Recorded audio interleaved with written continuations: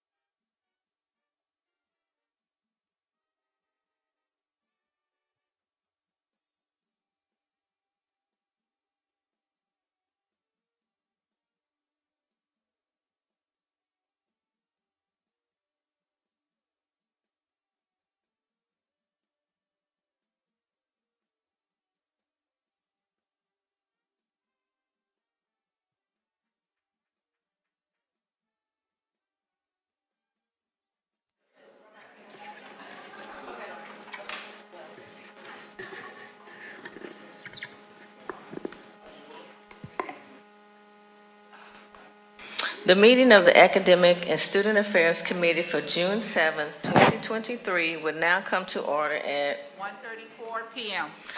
This meeting was called for the purposes listed on the duly posted meeting notice.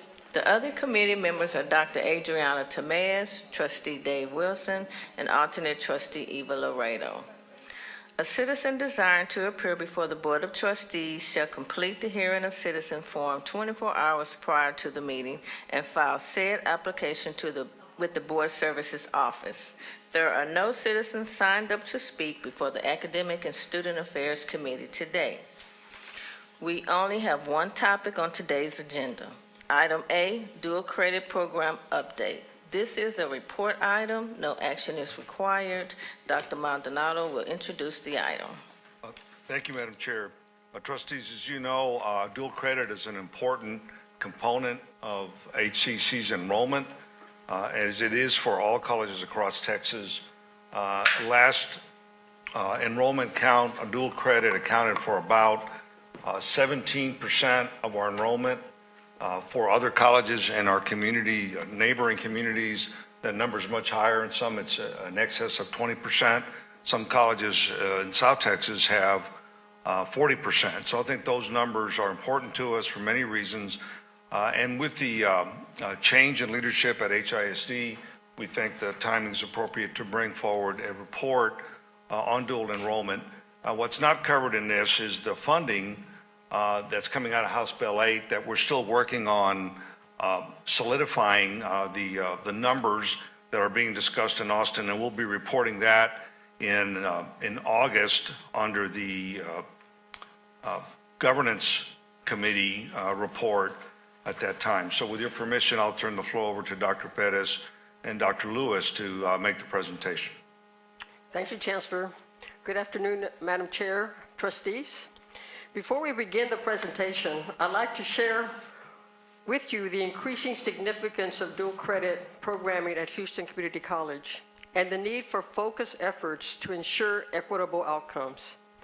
As part of HCC's diverse range of pathways for credit and credential attainment, dual credit has gained prominence in recent years. To highlight the importance of this program, the Columbia University Community College Research Center recently published the Dual Credit Playbook, a guide to equitable acceleration for students. This guide presents 5 design principles that are crucial for establishing equitable dual credit programs. Principle 1, setting a shared vision and goals that prioritize equity. Principle 2, expanding an equitable access to dual credit opportunities. Principle 3, connecting students to advising and support services to ensure equitable outcomes. Principle 4, providing high-quality instruction that enhances students' competence. And Principle 5, organizing teams and cultivating relationships to maximize potential. Given the various initiatives such as TEA's Texas First Early High School Completion Program, the coordinating boards Build a Talent Strong Texas, the Texas Success Center's Dual Credit Equity Project, and the emergence of outcome-based funding models, it is imperative that we uphold these principles as our guiding star for targeted and strategic dual credit efforts.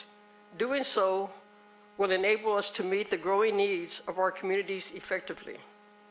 At this time, I'd like to invite Dr. Lewis to provide an update on the state of dual credit at HCC. This update will shed light on our current dual credit students and offer insights into future opportunities for this program. Thank you. Dr. Lewis? Good afternoon, Madam Chair, trustees, chancellor, esteemed colleagues, ladies and gentlemen. Before I start, I'd like to acknowledge the P16 team who is here today in attendance. If they would stand, Mary Rodriguez, Southeast College P16 Director, Rosario Maldonado, Southeast College's P16's Success Coach, Jody Kahn, Central College P16 Director, Reginald Peters, Northeast College P16 Director, and Michael Hobdy, Southwest College Interim P16 Director, and the newest member to the P16 team, Dean Casey Chavez. Now, these individuals, thank you.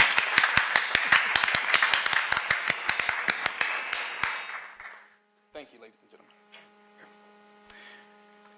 What I'm about to say next is going to put in scope why I asked them to stand up, so you can see the number of individuals that are on that team. It's not a very large team, but they have a very large job. Yesterday, I had an opportunity to hear a quote from Theodore Roosevelt that reflects on the collective efforts of this team. Nobody cares about how much you know until they know how much you care. This group of individuals truly personify the college's mission through their tireless efforts to meet the needs of our students.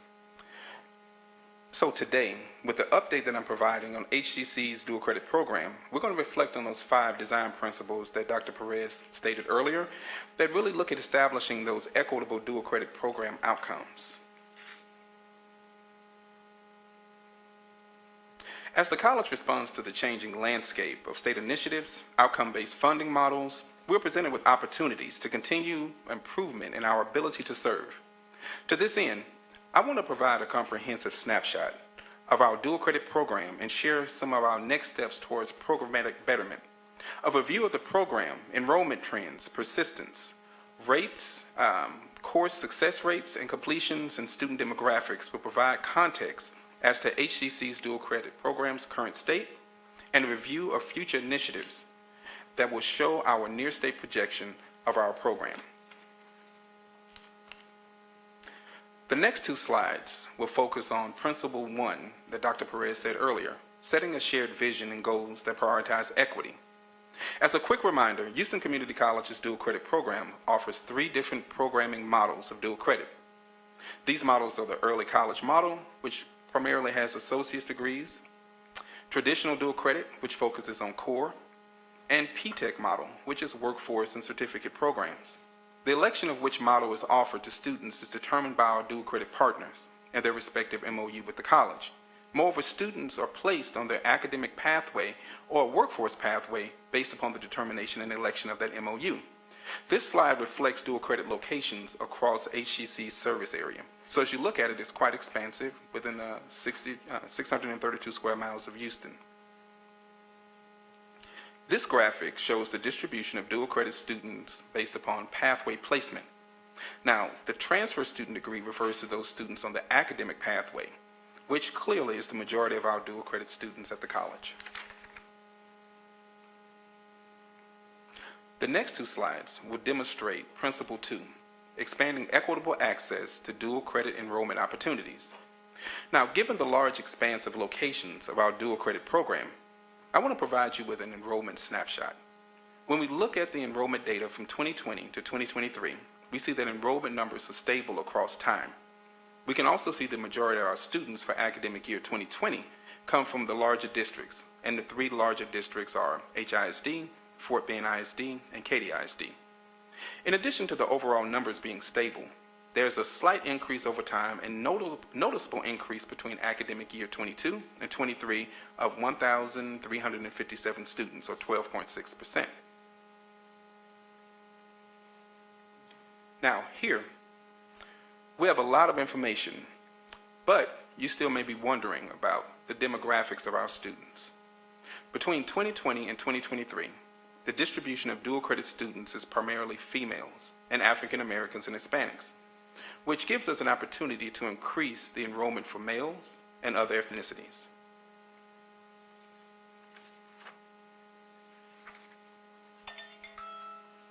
This slide provides insight on Principle 3, connecting students to advising and support services to ensure equitable outcomes.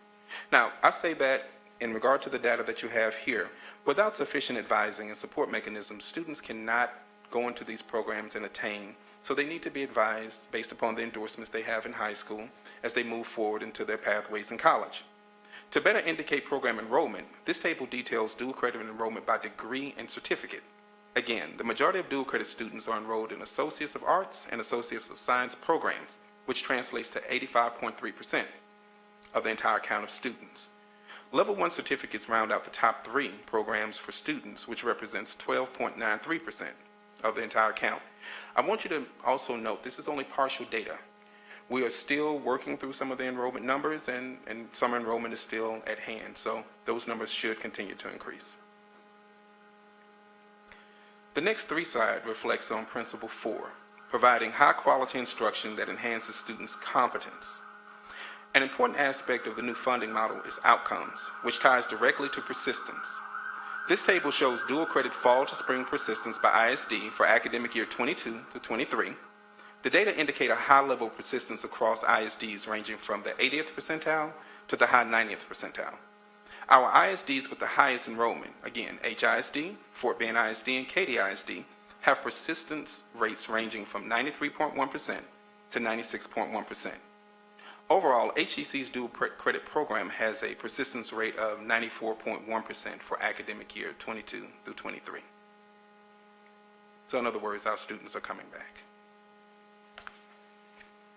As noted on the slide, there are 3 consecutive years of growth in success rates by gender. It should be stated that academic years 21 through 23 are post-COVID. To this end, we are back at this point to pre-COVID success levels. Thus, the data indicate growth of academic student performance both by males and females over the last 3 years. I also want you to remember that in 2020, students had a choice between accepting a P or letter grade. Academic year 2023 does not have that P choice for a grade assignment. So these numbers, they reflect actual students' ability and where they are at this time.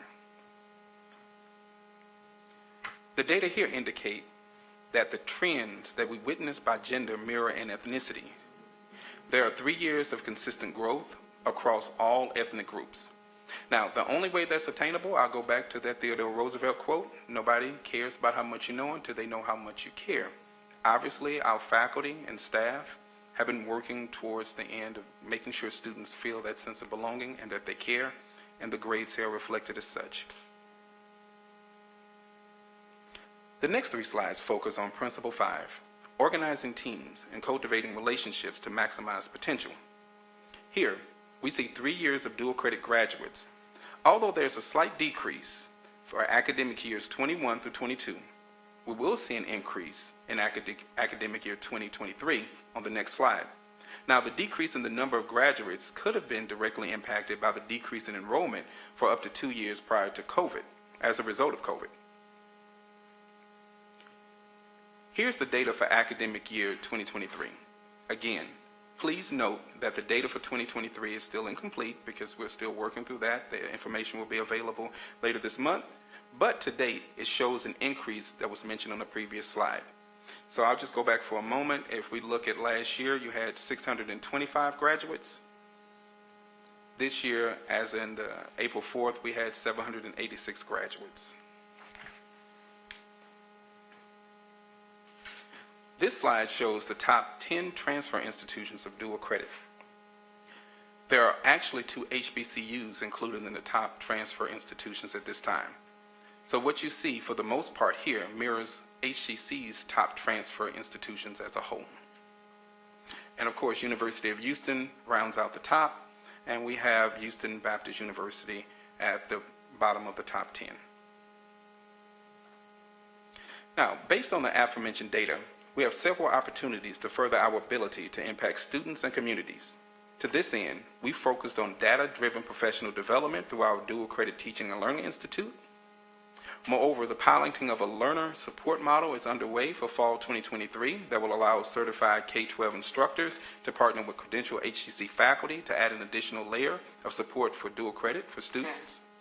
In addition, expanding access to dual credit through targeted level 1 certificate programming will offer a much larger number of students the opportunity to earn a credential while they enroll in dual credit.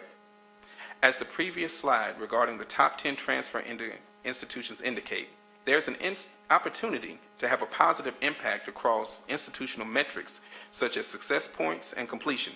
This is of significant importance given the changes in funding models based on outcomes. Also, as previously mentioned, we're working to meet the needs of all students. So, the Parents, Pathways, and Placement partnership with HISD presents an opportunity to increase our ability to meet the needs of students who have cognitive disabilities or are neurodivergent. Finally, as evidenced by the inclusion of 2 HBCUs in the top 10 transfer destinations, A sense of belonging is vital to keeping students on their path towards degree completion.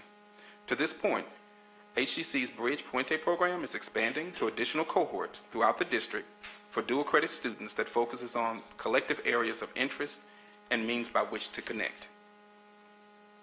In conclusion, dual credit success rates and enrollment are relatively stable. We've seen a trend of increased success rates for all ethnic groups over the last 3 years and a 12.6% increase in enrollment between academic year 21 and academic year 22, which is a direct result of our efforts in alignment with Principle 1, setting a shared vision and goals that prioritize equity. The dual credit program is expanding. Additional partnerships and opportunities are underway and on the horizon through exploration of early college high schools, PTECs, and four-year higher education institution program transfer, which again is a direct result of our efforts in program alignment with Principle 2, expanding equitable access to dual credit opportunities. Increased opportunities for student access and support towards completion, with multiple measures no longer being an option as an indicator of college readiness. To increase equity and opportunity, we have curated a list of 9 Level 1 certificates that do not require TSI A2 completion, but have an entry-level pay of a minimum of $20 or higher, which is a direct result of our efforts in alignment with Principle 3, connecting students to advising. Increased opportunities for non-traditional dual credit populations. There's a growing neurodivergent population in Texas. To this end, our Parents, Pathways, and Placements is underway with HISD to bridge gaps for students with cognitive disabilities. The purpose of this effort is to take a holistic approach to pathways. In other words, it serves as an opportunity to build a sense of belonging for everyone, using dual credit as an anchor with a huge return on investment, which is a direct result of our efforts in alignment with Principle 5, providing high-quality instruction that enhances students' competence. Principle 4. In regard to Principle 5, organizing teams and cultivating relationships to maximize potential, the continuous impact evaluation of the P16 organizational structure, ISD professional development partnerships, modifications to instructional delivery models to optimize success, the curation of short list of high-wage certificate programs, and a long list of additional efforts speak to our efforts to align and ensure that we maintain our course to continue to meet the needs of our community. Thank you. If you have any questions. Any questions, Trustee Wilson? Yes, Madam Chair. Do dual credit students, do any of them come to HCC Yes. after they graduate from high school? Yes, sir. I They didn't do. see it on your chart. We don't have it here, Of but the we top, do have. they're not in the top 10? No, we were looking at the top 10 transfer four-year institutions in this list. So that's where we listed here, four-year institutions for transferring out. Okay. Do you know how many use HCC after high school or what? Or Yeah, we have that data. I don't have it with me in front of me, but I can Okay. get that to you. We do have that information. Okay, also, I'm a little confused. You and Dr. Perez said about Principle 1 about equitable outcome. Does that mean, what does that mean? That not everybody gets an A, it depends on, what does equitable outcome? I can see it on the front end, but I don't understand equitable outcome. Equitable outcome, again, that would be based upon circumstances and giving students the opportunity to engage in dual credit across the district in an equal manner. In other words, making sure that students have access to the institution and a means by which to go to higher education and understanding how they could connect with the community and move forward with higher education, whether it be a level 1 certificate or move forward in some other meaningful way. So those equitable outcomes will be divergent depending upon the circumstances in which that student is in. For example, there may be a student, whereas what I was saying earlier about the curated 9 level 1 certificates, that may be the best route for that particular student, for that person and his or her family. Another student may have a different trajectory where HCC can give them support to move towards an associate's in arts and associate's in science because they may be on this transfer path and want to work on a 4-year degree. So those equitable outcomes that we're working for, that's a moving target. It's not an end that we fully achieved. As Dr. Perez was stating earlier, those 5 design principles are design principles that are meant to expand based upon continuous improvement, not just one metric that we've met at this point to move forward. But with that being said, we have made movement towards expanding those opportunities to students across the board in a more equitable way.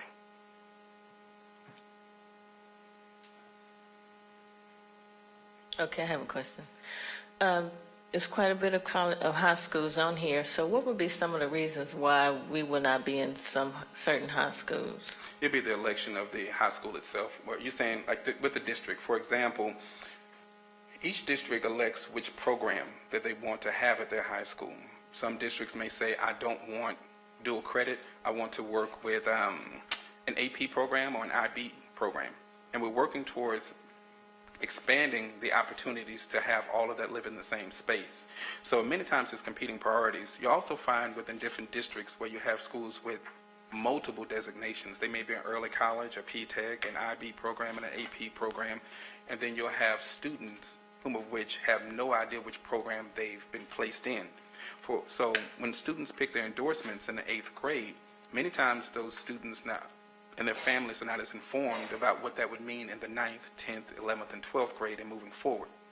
So when we start looking at these different programs, is that the election of, at least at this point, of many of the districts on the local level at that high school itself, if whatever program that's offered there. Okay, and I see you have a dual credit Piedmont. Is that a high school? Dual credit Piedmont, you mean the map? On the map, yeah.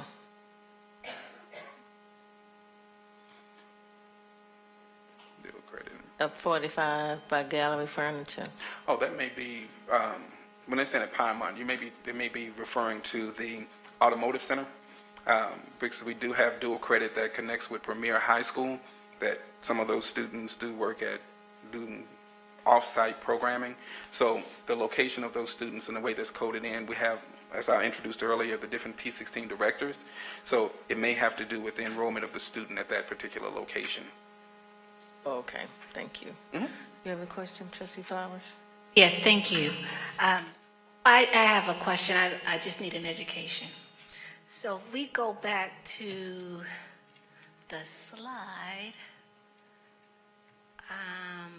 here, I think it's slide 5 maybe on your end. It's the unduplicated dual credit.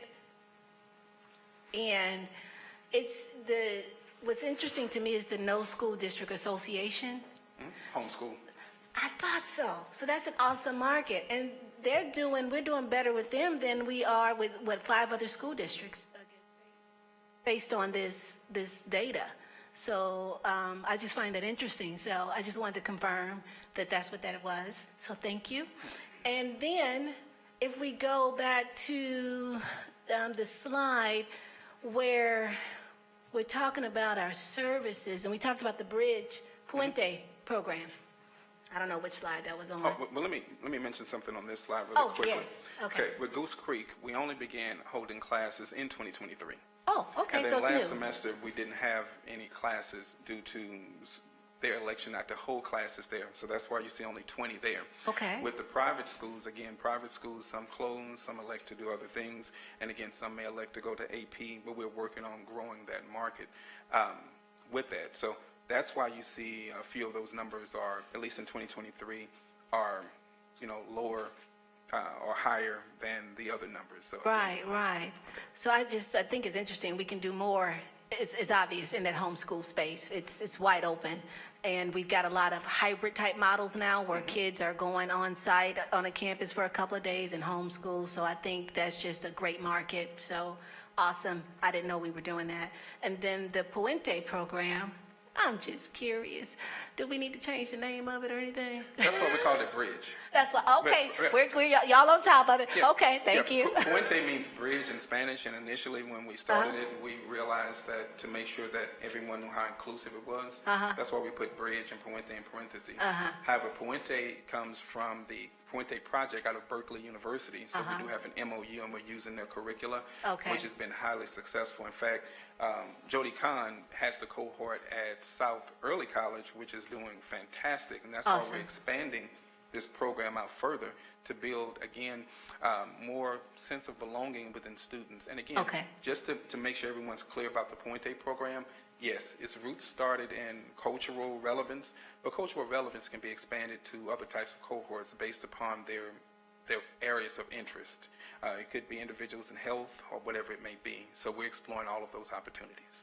Good. I'm just, given what's happening at the state, I'm just making sure we can continue to maintain the good stuff that's happening. And then my last question is for Dr. Perez. Where does she go? Oh, she's over there. Just the principal's guide document that you shared. Can you share it with us? I thought there was some good stuff.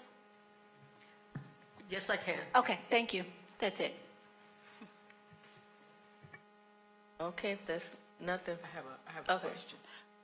We know that most of our dual credit high schools are, they have a cap. They have a limit on the number of students that can attend our early college high schools. What's that maximum number for our early college high schools?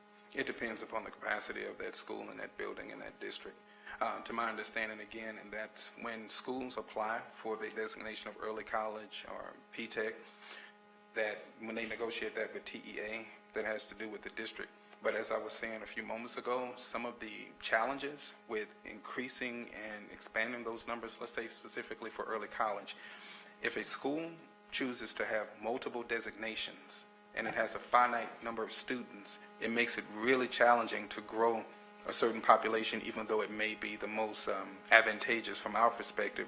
What we're doing in dual credit at this point is going back and working closer with those districts, trying to re-educate and then I'm not going to mention the district, but I had a meeting a few weeks ago with a certain district to ask some of those specific questions. Why isn't this population growing? And that was the short answer they gave me, was that there are competing priorities within the same institution, within the same school, and then also in a very similar school. There may be two early colleges within 2 miles of one another that are in the exact same district that are feeding from the same population. And how do we utilize,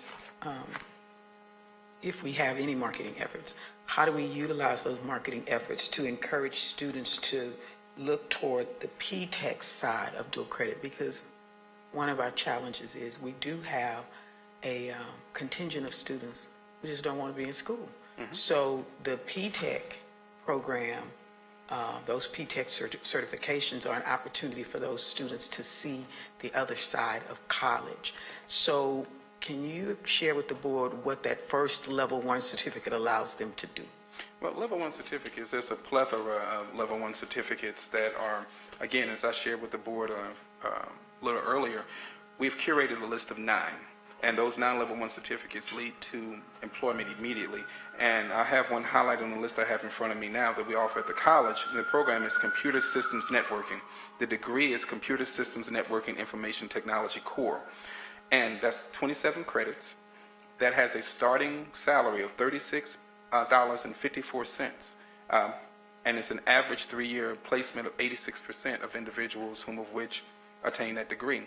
So in regard to the strategy that we're employing within dual credit is that we've curated this list. We're messaging this out to the districts themselves on the more local level. Each one of the P16 directors under the guidance of Dean Casey, we've been working with those liaisons to ensure that we cast a much wider net. And that goes along the lines of what you're saying with P-TECH. If we're able to show this, especially in those main areas of need, with the intentionality of having these as stackables that can possibly move into associates of applied science degrees, that can eventually move on to bachelor's degree programs, depending upon whatever credential is needed for that area, then that's the strategy that we're right now working through. We're still in its infancy, but we do have the list. We've started, and we do see some promising movement at this time. And our course that includes the additional hour, our standard 3 hours plus the 1 hour of, I don't know what we called it. You're talking COREC? COREC, correct me if I'm wrong, is not allowed in dual credit. No, COREC is considered developmental education. So what we're doing, again, and what COREC was designed is for those students who haven't been able to meet the state standards on testing as they transition into higher ed. So again, as you were saying earlier, this gives students while they're in high school an opportunity to earn that credential. And as they come to the college, and I'm sure all of you will be happy to hear this, we revamped and we're working through new TSIA boot camp models, of which we have 2 running this week. I'm sure they're going to be great. And we also have created multiple different streams by which to have those boot camps because multiple measures are no longer used by the state. So now we're going to need to do more to support students in coming in to either be college ready or have those co-requisite support mechanisms. Students through the co-requisite program, that's an equitable pathway. As was asked earlier about what equity, I was referring to by Trustee Wilson, that's an equitable pathway to help students whom otherwise would not have had a path in regard to higher education to have that opportunity. And for the record, the students that we're serving, those are the students that need co-requisite. And from the high school level, these are the students that we are serving in these high schools. So I found it very odd that the state does not allow the co-rec training at the level where we need it before they get to college. So thank you for looking at a creative way to make that happen for students who actually need the co-rec courses earlier, sooner rather than later. And how many athletes do? We are working toward our athletes bound for college because our athletes fail in record numbers at their freshman year. So getting them past their freshman year is our goal now. And so can you speak on that? Because in District 9, we have already started that. The community is working with our coaches so that our coaches understand we need to get those athletes through freshman year before they get to college. Sure.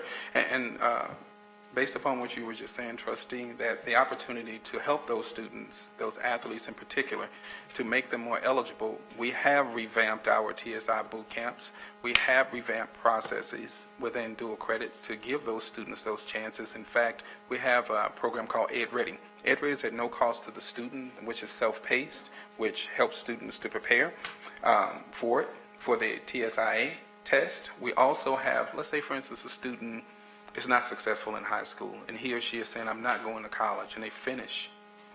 Through our AEL program, we have a different boot camp that, again, is at no cost. It's at no cost at all that the student could go through to have that student start working towards meeting those particular metrics that would allow them to continue along the pathway of athletics. But right now, what we're doing with the college is working with HISD to see the opportunities that we have in supporting those students through boot camps and other measures based upon a collective group of students in sports, not just one group. Okay, thank you for that. And the last thing is for VAST Academy, I noticed that they have an online component, but online for VAST was a disaster for our VAST students because they were unaccustomed to the disconnect between the professor and themselves, so they struggled. So do we have any kind of training for our VAST Academy students and what that's going to look like so that we can help them acclimate to the online system? Well, not only training for our students, but training for our faculty and staff. We just went through some HERF training with the online consortium, which was great, and many other individuals that we did at the college, so the instructors know better how to engage with students of divergent backgrounds. Now, on the screen where it says parents, pathways, and placements, that particular effort has to do with the student population you're referring to now. HISD had this last class over 900 students who were in their special education program throughout the district that were graduating.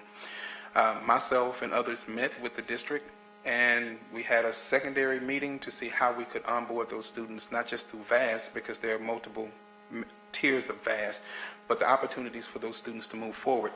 The strategy there is when it says parents, bring the parents in first, educate them, and if the parents have opportunities, we put those parents into those different programs. The pathways, we have multiple pathways here, academic, workforce, so forth and so on, and placement, placing them in the position that's going to help them become more supported. So to answer your question succinctly, yes, we are looking at the online component for VAST, and to your point, a lot of those things have been and continue to be truncated and observed by the dean and myself to see if there's any efficacy in moving forward with that type of cohort. Thank you for that, because VAST is an extraordinary program, and to have 900 students to graduate and we have 76 slots in VAST, that's a little tight. So VAST needs to expand vastly. We do need that because those students want to come to college. And we need to do something about that. So thank you for moving forward with that. That's it. Thank you. Thank you.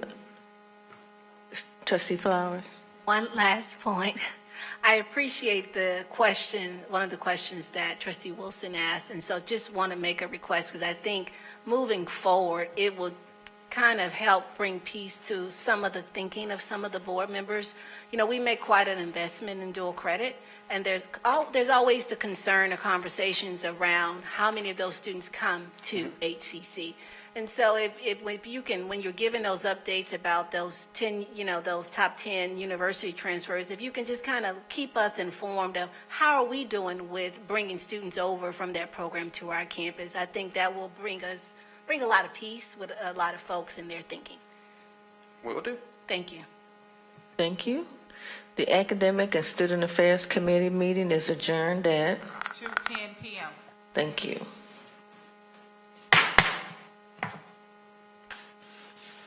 The meeting of the Audit Committee for June 7th, 2023 will now come to order at 2:10 p.m. This meeting was called for the purposes listed on the duly posted meeting notice. The other committee members are Dr. Reagan Flowers, Trustee Dave Wilson, and alternate Trustee Robert Glazer. A citizen desiring to appear before the Board of Trustees shall complete the hearing of citizen form 24 hours prior to the meeting and file said application with the Board Services Office. There are no citizens signed up to speak before the Audit Committee today. Topics for discussion and/or action. There's only one item for discussion. Item A, Audit Plan Project on Title IX Overview. This is a report item. No action is required. Chancellor Maldonado will introduce the item. Thank you, Madam Chair. As you've explained, this is a report item, which is an overview of Title IX, and this is in the current internal audit plan. And the presentation will be made by Terry Corrigan, the Director of Internal Audit. With your permission, I'll turn the floor over to him. Thank you, Chancellor. Good afternoon, Madam Chair, members of the board. So this is basically going to be a report on the audit project that's in our audit plan for fiscal year 2023. This will be an overview of what we'll be trying to achieve. Title IX is a federal law that protects students against discrimination. It prohibits sex discrimination in educational programs and activities receiving federal funding. So some background to Title IX. Title IX requires HCC to designate a Title IX coordinator, establish policies and procedures to ensure compliance. The policies outline the process for filing complaints, conducting investigation, and resolving cases. So HCC's policies on Title IX are in DIAA, and the details of it are in Exhibit C. So HCC also is required to establish grievance procedures that provide prompt, fair, impartial process for addressing complaints of sex discrimination. We also are required to establish prevention and education programs. And we are also required to respond promptly and effectively to reports of sex discrimination. HCC must conduct thorough and impartial investigations and take appropriate actions to address any violations of Title IX. We must provide supportive measures to individuals involved in Title IX complaints.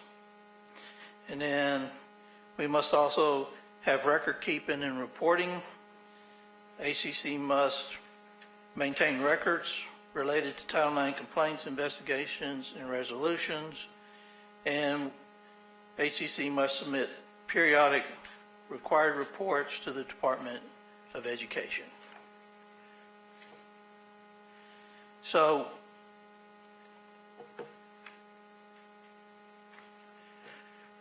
in the past, Internal Audit has performed 2 audits since I've come on board as the Internal Audit Director in June of 2016. Reports were issued on August 21 of 2017 and basically covered revisions to Title IX that were put into effect by the presidential administration at that time.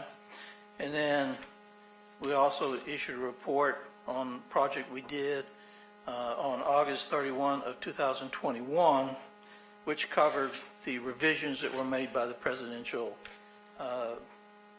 administration at that time.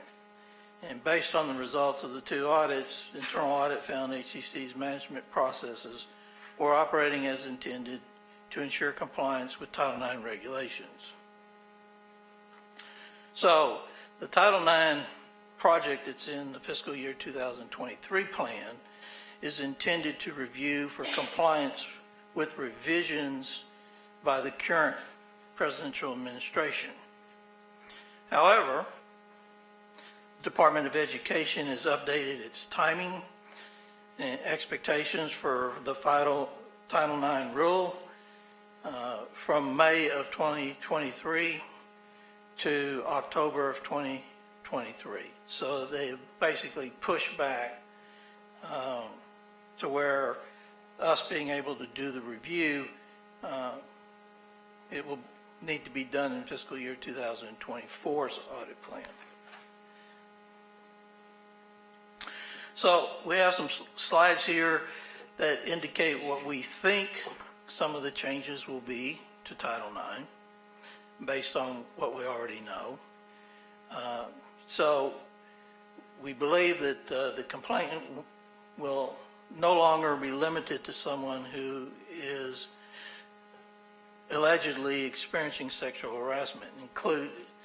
Includes anyone who has been subject to sexual discrimination generally, includes former students who left due to alleged harassment.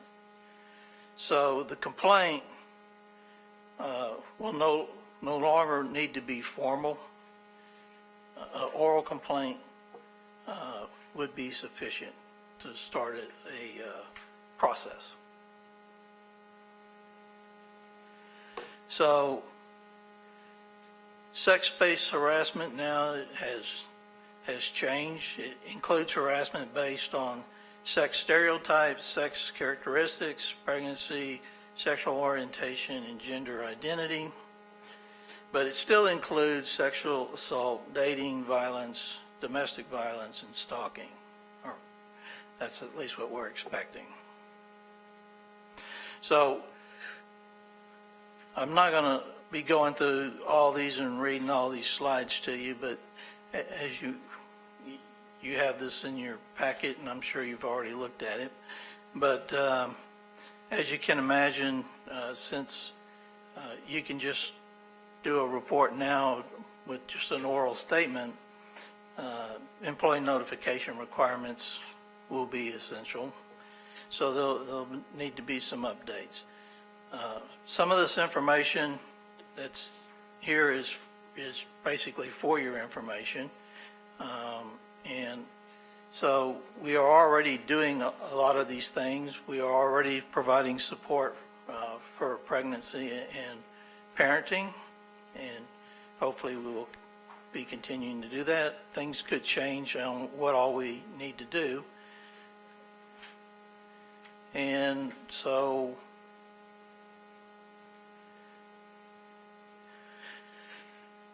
the next steps, really, the Office of Institutional Equity will assess and revise the policies and process in accordance with the new regulations.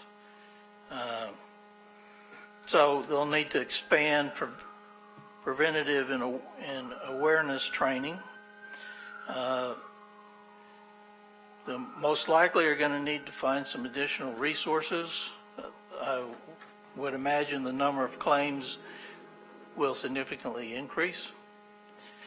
And so for preparation for Title IX Training Institute, so they're going to provide Title IX training to all the people at HCC who are responsible for maintaining the process. It was supposed to be August of 2023, and that will probably be pushed back since the start date of Title IX is going to be pushed back. So basically, that's my report, and be happy to answer any questions anybody might have. Committee members, do we have any questions concerning Title IX? Yes. Thank you, Trustee Madam Chair. Flowers. No, I'm constantly learning, so I need an education.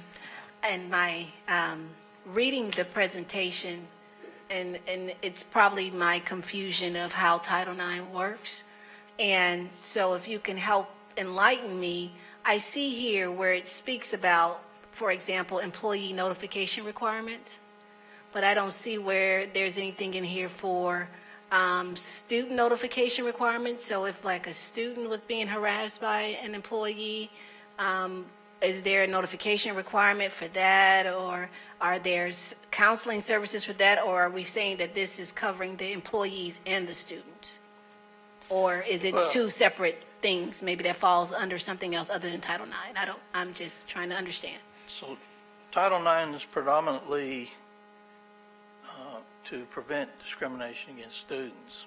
And so, yes, if a faculty member or administration person were to harass a student, then it should be reported. Okay, well, I then help me understand. I don't see anything student-centric in here. It's talking about employees, and so maybe I'm missing something, or is it just implied? Well, the employees, if they hear about a sexual harassment or sexual,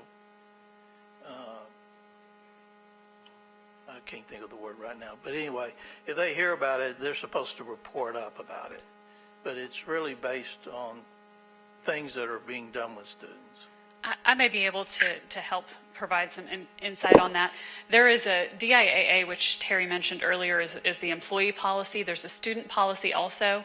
There is a mandatory reporting obligation on employees. There are reporting requirements and methods for reporting complaints in both the student and the employee policy, but the state law requirement for employee reporting applies only to employees, and I believe that's why it's mentioned separately in this presentation. Madam Chair? Dr. Thomas, can you hold your question for a moment? It's a lot. It's like Trustee Flowers. It's like within the pre-K-12 with child placing agency, with child protective services, teachers and staff. If you know a child is being abused at home or anywhere on the premises, we're obligated by law and we're held accountable as employees of the state to report it. So with Title IX, it's along those lines. I just wanted to say that.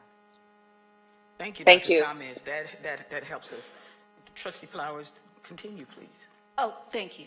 So so thank you so much, Melissa, for that explanation, and thank you, Trustee Temez.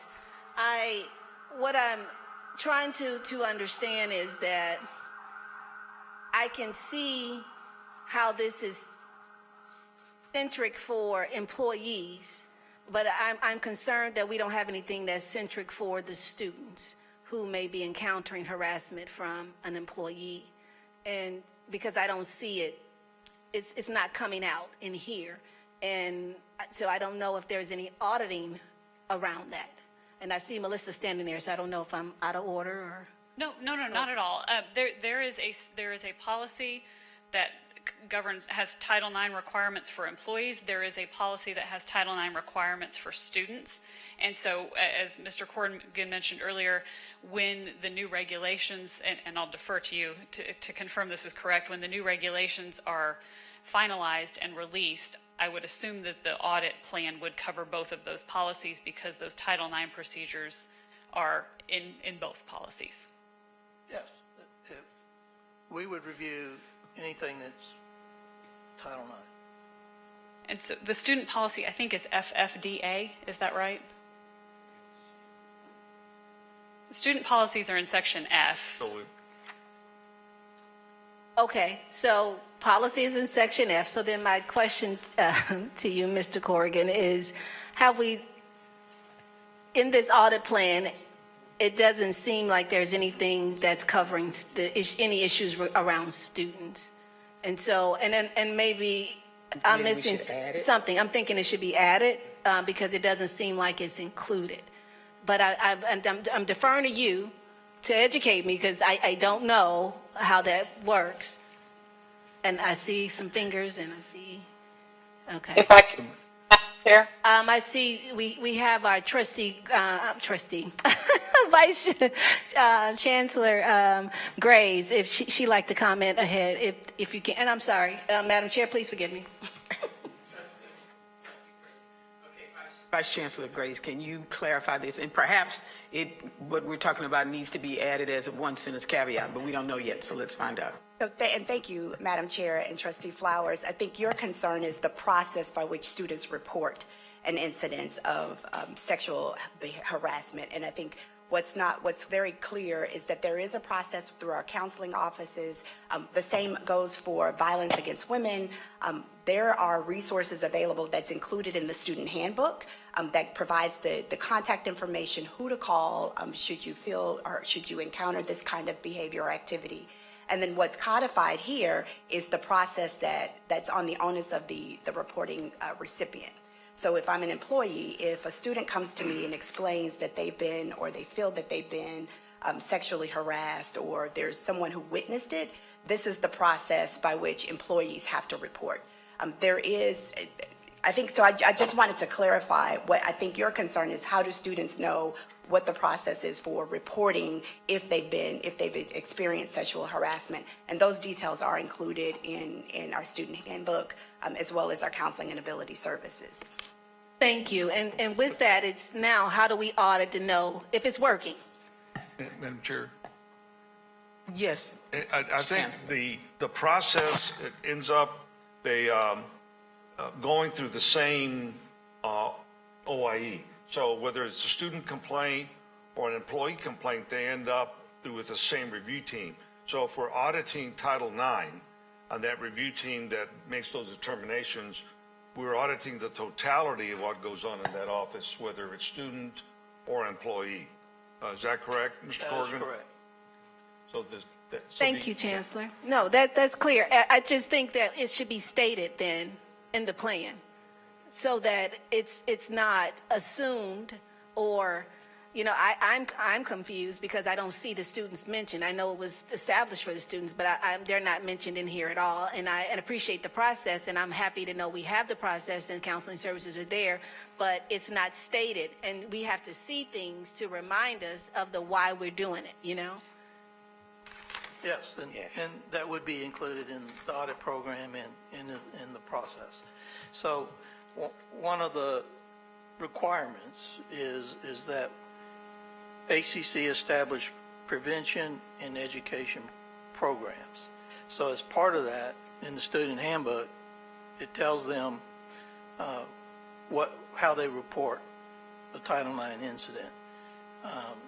So in our audit, we look at the handbook and we see what it says, and we make sure that that guidance is appropriate and will be enough for that student to know how to report a Title IX incident. Okay, and thank you. And so then, with that, how do we know it's working? Is that a part of this plan, that the process is there, is very clear, you audit the process and what we're following, that we're giving to students in their handbook?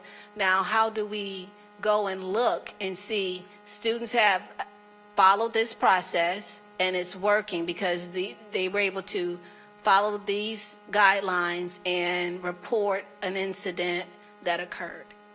Yes. In the audit program, we would select a sampling of complaints that actually came in, and we would go through the entire process and make sure we follow our process. Okay, so that's a part of this audit plan project for Yes. Title IX. We would go through all 7 steps that are in DIAA Exhibit C, and we would make sure that we follow our process. Okay, so is it not worthy to mention it, like we're putting in here pregnancy and parenting, we're putting all these things in here, there's not a title for students. And so do we not feel it's worthy to mention? And help me, Madam Chair, if you think I'm off base, I don't know. No, I think that perhaps what Trustee Flowers is saying is there should be some line item statement about the students in here so that we know what policy to go to, so that students know, then we know what policy that students should go to. So just a referral, like a referral statement that perhaps for students refer to, and whatever that, what our council just said, whatever that is, we need to know to go to that for a student. And this is really good, because I'm looking at sexual harassment is no longer sexual harassment, it's now sex-based harassment, which expands this thing extraordinarily. So students need to know where to go. We need to know where to tell them to go. And if there's a line item statement that says the student reporting or standards is listed as in part of, where would that be? DIAA policy. DIAA policy, and I think Maybe that Section would be, F or something. I think that would resolve a lot of what we should do. The student policy is FFDA. Yes. Okay. And there is a section in that policy that talks about how to report, and there is even a link that you can click on in addition to the sources that Dr. Grace mentioned earlier. So would that help if that's put in this document? I think that's what she's saying. A line item saying FFDA section whatever and a link. And then that way, And they then know where to we go. know that a part of the plan, we are looking at these things, and we know as board members that it's thought of, that the students are thought of. That, I would appreciate that. And then that I think that resolves our issue of where to go for students in your report. This is a very good report, because we're going to see a lot of this. We're going to see a lot of this for people saying, I felt uncomfortable. I'm not sure I know what that means. So yes, Dr. Tamez. Yeah, thank you, Madam Chair. And I could see, I guess for me, I'm confused now, but only in that, for me, for someone as far as Title IX and what it's meant to do, this is for our employees. We have all the systems that are in place for our students. But our presenter explained it. I don't see the need, but I could go with whatever you guys want to do. But I think it's confused. We're confusing the fact that this piece is the employee responsibility and accountability piece. We communicate to our students about where they report, where all of those pieces are happening in other documents that go directly to the students. Now, if we want to assess if they're getting that or survey them, that's different. But for what I'm understanding in this audit and this purpose is that, are we in compliance, and will we get into compliance with the new legislation? And so I think we just need to keep it separate and understand that it's two different things, but I'll go with whatever, you guys want to do, if y'all want to add or whatever. But I think it's confusing that this piece is for the staff, the employees. The students have their own pieces that direct them and links and all of that. This is a piece that we need what our employees need to understand what they're held accountable for and what they need to do so that we remain in compliance with our requirements as employees, with their requirements, and us as a governance entity. So this piece is the compliance, the accountability, our staff putting systems in place, training them, making sure they get the training they need so that they understand how serious this is in terms of the reporting piece, and making sure that all of that is in place for the employee. Now, it doesn't mean we don't want the students, but I'm very comfortable, and I've seen what the students have and all. We may want to go back and audit that, but it's two separate things. And I think that's what we just need to remind ourselves of. Okay, thank you. Madam Chair. Sure. Oh, yes, Chancellor. Just to remind the board, when the changes get propagated, they're going to come through the governance committee in the form of updates to DIAA and FFDA. So that's a separate issue. Just to remind the board, that's how they're going to come in to update our policies. And the audit plan is to review DIAA, is that correct, Mr. Corrigan? Yes. So when a complaint submitted to DIAA or FFDA, it ends up in the same review panel, in the same review process. So I think if I understand correctly, trustees, what you would like to see is expand this audit project to cover both DIAA and FFDA, which is the student component of that same process. Yes, Chancellor, you got me. You got me. That's what I want. But Okay, is it possible? And council will address it. Yeah, and we may need, I don't have the audit plan in front of me right now, but it may be that what's in the audit plan is the Title IX program, which would include the employee and the student and all components of that once the new regulations are released and implemented in board policy. That, I'm assuming that it would cover both, but we can confirm that. That's absolutely correct. Thank you. And if that's the case, then should this plan that's being presented today inform us of what you just said? And I don't know, this is the plan. This is, No, and I'll defer because I didn't prepare the This presentation. is not the audit. Yeah, this is not the audit. This is the information we need for the audit. This And- is just a report to the audit committee. And what we can ask for is the process. So at the next audit committee meeting, perhaps that's what she should ask for, the process. Well, we won't be ready in the next Not audit August. committee meeting. Not Because August. the changes will not take effect until October. So we'll give them the time to make the changes and bring it back to the audit committee so we have a clear understanding of what this process looks like, and then it's formalized. Does that work for you? Yes, thank you, Chancellor, for bringing it back around to where I was trying to go. And thank you, Madam Chair, and thank you, Mr. Corrigan and Vice Chancellor Graves and Tamez, everyone for chiming in. Thank you. Thank you so much, Terrence Corrigan. This is excellent. This is our beginning, and thank you for giving us a solid foundation about Title IX and what's to come. We appreciate it. If there are no more questions, great.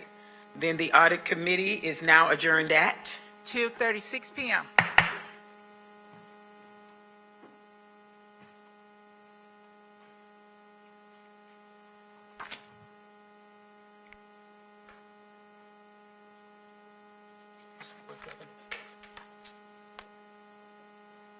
Okay, the meeting of the Board of Governance Committee on this day, June 7th, 2023, will now come to order at 2:37 p.m.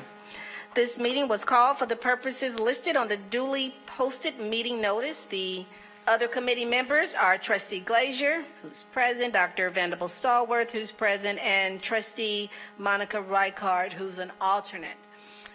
Citizens desiring to appear before the Board of Trustees shall complete the hearing of citizen notice or form 24 hours prior to the meeting and file said application with the Board Services Office. There are no citizens who have signed up to speak before the Governance Committee today. And we have here an action item. And is there a motion from any of the committee members to approve item A, proposed revisions to BBB local policy, board members elections? So moved. Thank you. Second. All right, I have a motion here in a second. It has been moved, and we will now have discussion on this item. I turn it over to you, Chancellor Maldonado, to introduce the item. Thank you, Madam Chair. Bring forward for the board's approval proposed revisions to BBB local board member elections. And with that introduction, I'll turn the floor over to Board Counsel with your permission. Yes, sir. Thank you. These changes were recommended by TASB to bring this, to sort of update this policy, make it compliant with the TASB template. The majority of the changes are just to move forward those years for elections. Obviously, some of those years have passed, so they've moved it to look forward. In the first paragraph, the administration has recommended a slight modification to the election date. The TASB model language says that elections occur in even-numbered years. HCC does its election in odd-numbered years because we're governed by a slightly different section of the Education Code. Other than that, I believe all of these recommendations came directly from TASB. Are there any questions? I got a thumbs up. I think it makes sense. How did we miss this? I was The thinking even that. odd thing. We didn't miss this, did we? The even odd thing. We did not. Okay. No, it's different because HCC was created out of an ISD. So TASB sent over their template, and we made a change to their template. Perfect. That's the change that you see reflected there. Perfect. All right, then we are ready to vote on this item.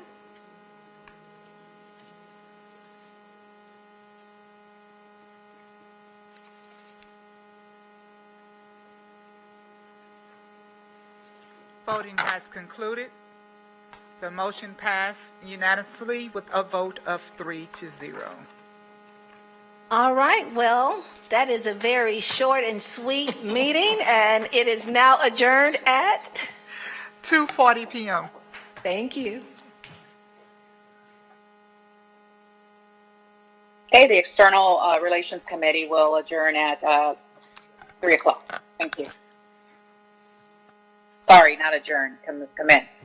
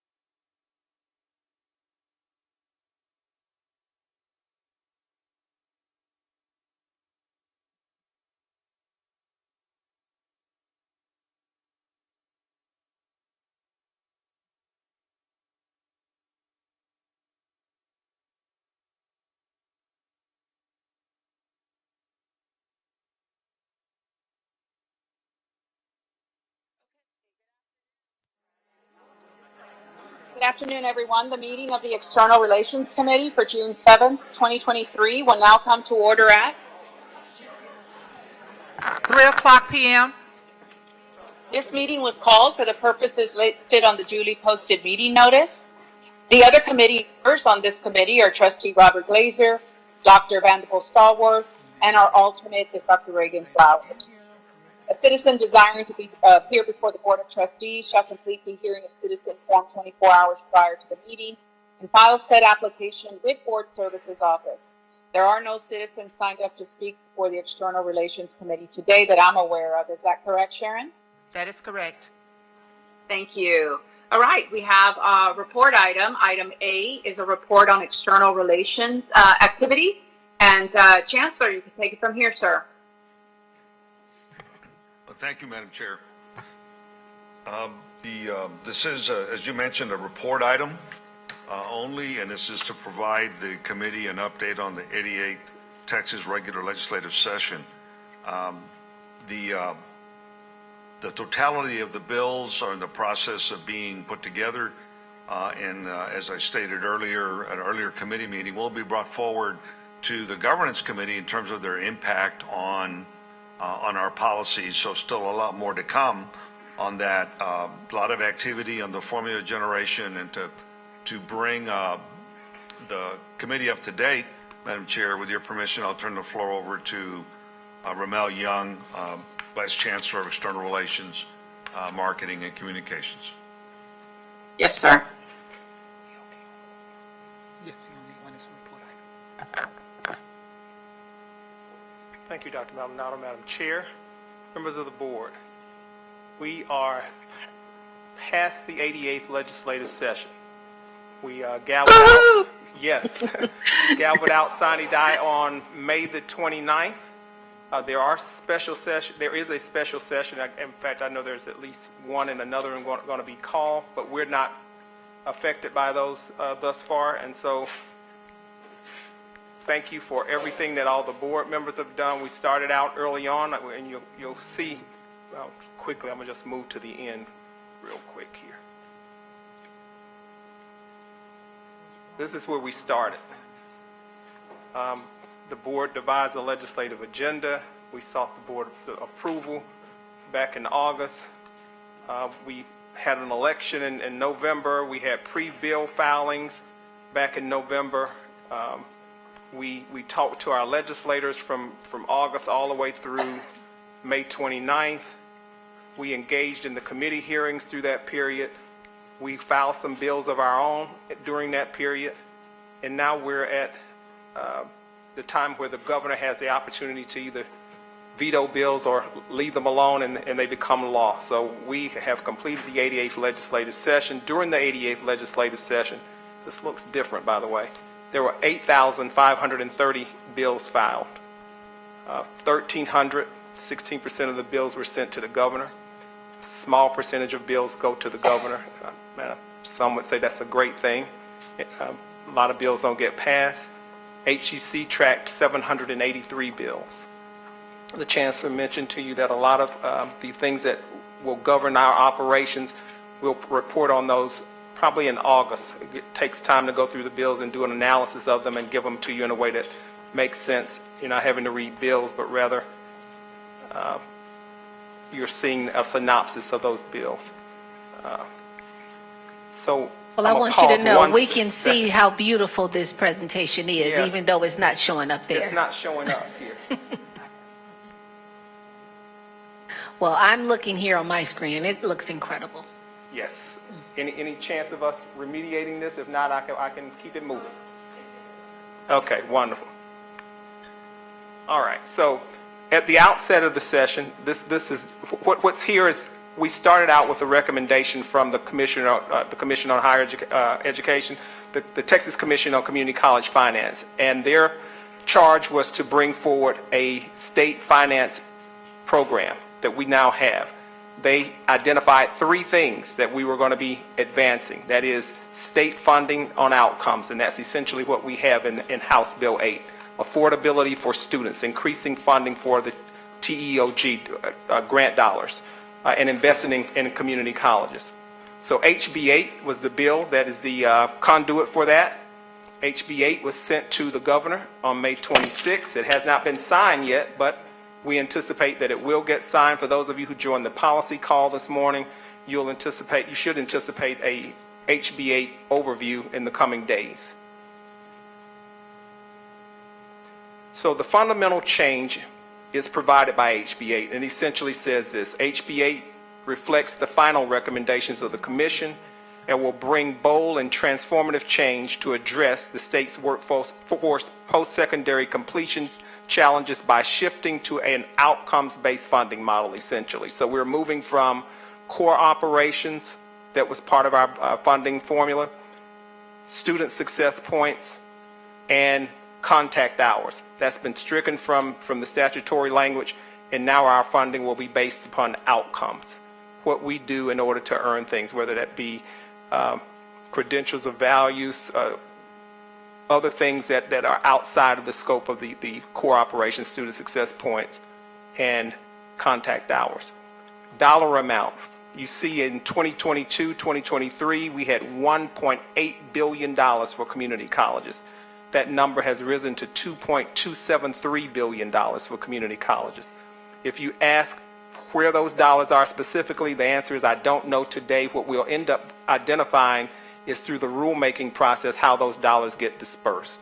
So we anticipate working during the interim session to figure out all of the nuances of how we'll apply the HB8 fundamental change. But you see there's a 23% increase in the funding that community colleges will receive over the prior biennium, the 2023 biennium to the 2024 biennium, which is the biennium we're moving to, $2.237 billion. So had a chance to parse the statute a little bit, and this is what's essentially being set out, and that there are two tiers under the new funding model. There's a base tier, and secondly, there's a performance tier. The base tier comprises instruction and operations. The coordinating board shall guarantee funding levels using statewide basic allotment rates, and we'll learn more about that as the days go by, weighted by full-time equivalent students enrolled at districts and district contact hour funding. And then there's the performance tier, which is the majority of state funds that we would receive based on measurable outcomes, achievements of credentials of value, attainment of 15 semester credit hours of dual credit or enrollment, eligible transfers to GAIs or general academic institutions, eligible participation in co-enrollment. So two tiers rather than the three-legged stool that were once funded by, the base tier and the performance tier for our state finance program going forward. Had a chance to just parse the statute a little bit, and these are just some highlights of what's available for the 24-25 biennium. Workforce, TEOG, that's the Texas Education Opportunity Grants, and economically disadvantaged students, a total of $256 million, 257 for the 24-25 biennium. 16.5 for workforce on both sides, 62.5 for TEOG, and we did some remediation math, thanks to Dr. Graves. We appreciate your help. And since I'm saying thank you to everybody, because this took everybody's help to make this all work. And so we want to just give appreciation to everybody for their work here. Adult education, Texas Innovative Adult ACE, $4.3 million in grant funding. So these are transfer dollars. These dollars are being transferred from the TEA, the Texas Education Agency, and other areas in the bill pattern. And you're seeing that 95,000 are being transferred over to the agency for operations. That's transferred from TEA to the coordinating board. There's dollars spent on technology, 796,000, and then in the latter part of the biennium, 1.6 million. And then the FAST, financial aid and SWIFT transfer, 32 million and 46 million. Total, $81 million.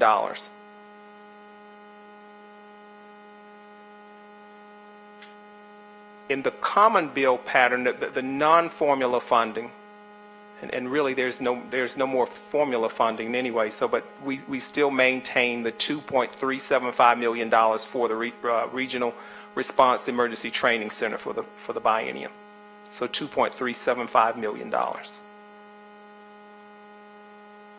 HB1 is the appropriations bill, or the General Appropriations Act.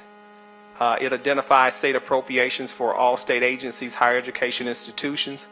That bill was sent to the governor.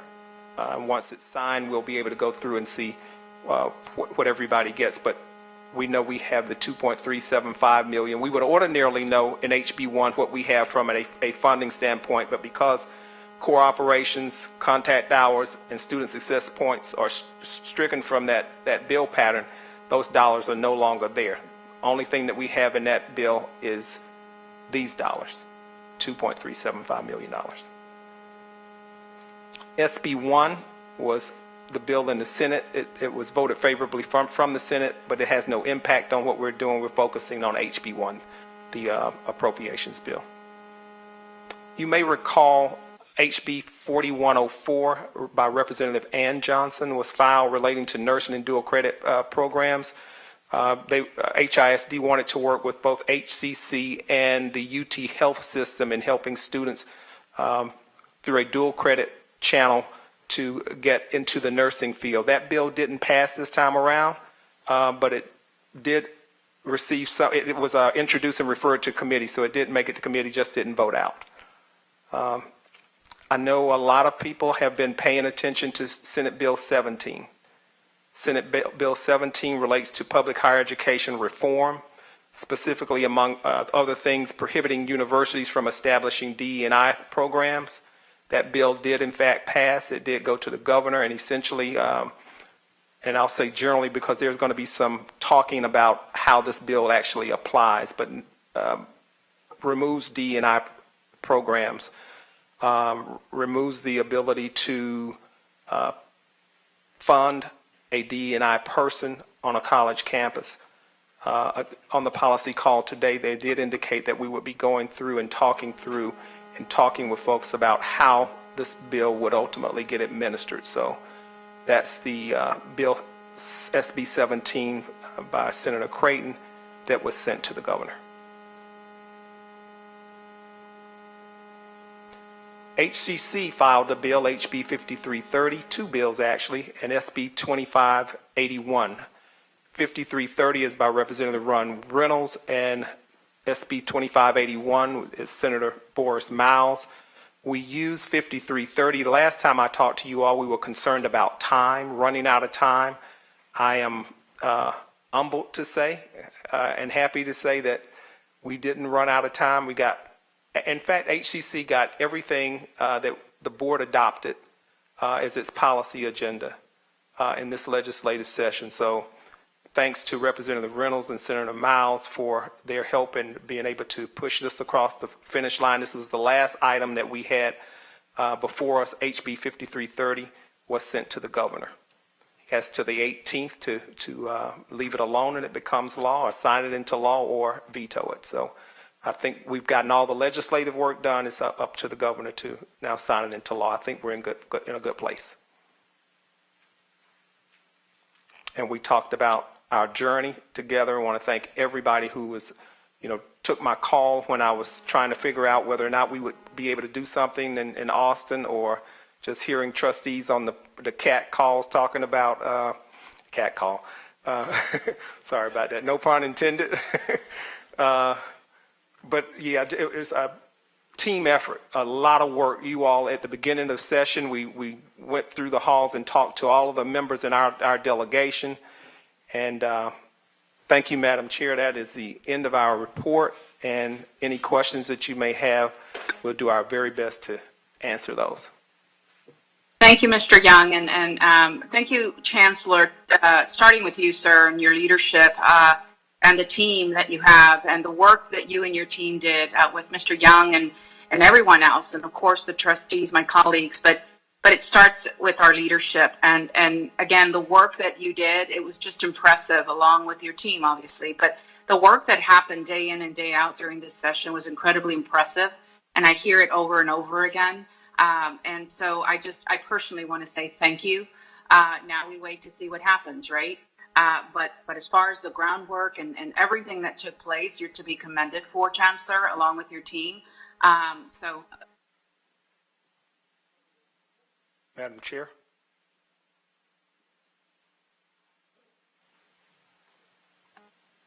have any comments or questions?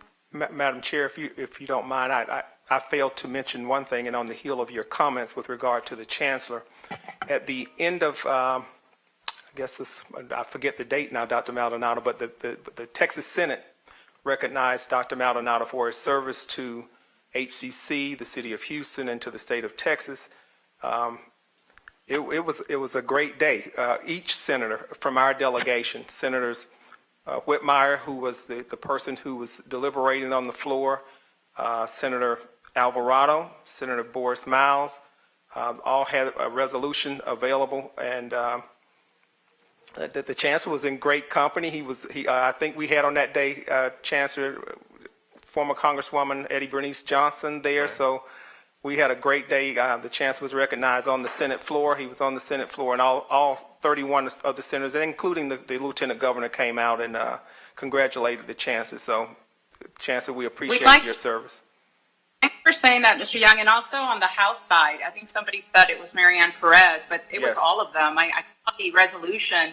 I had lunch with a few representatives and senators not too long ago from all over, and they were just really excited. And apparently, on the House side as well, I mean, they signed, and it was an incredible tribute to our Chancellor and to his leadership, and they've seen the work that's taken place under his leadership during his tenure, and it's exciting that at that level, at the Senate, at the Texas House level, that's recognized. So I'm excited, and thank you for saying that, Mr. Young.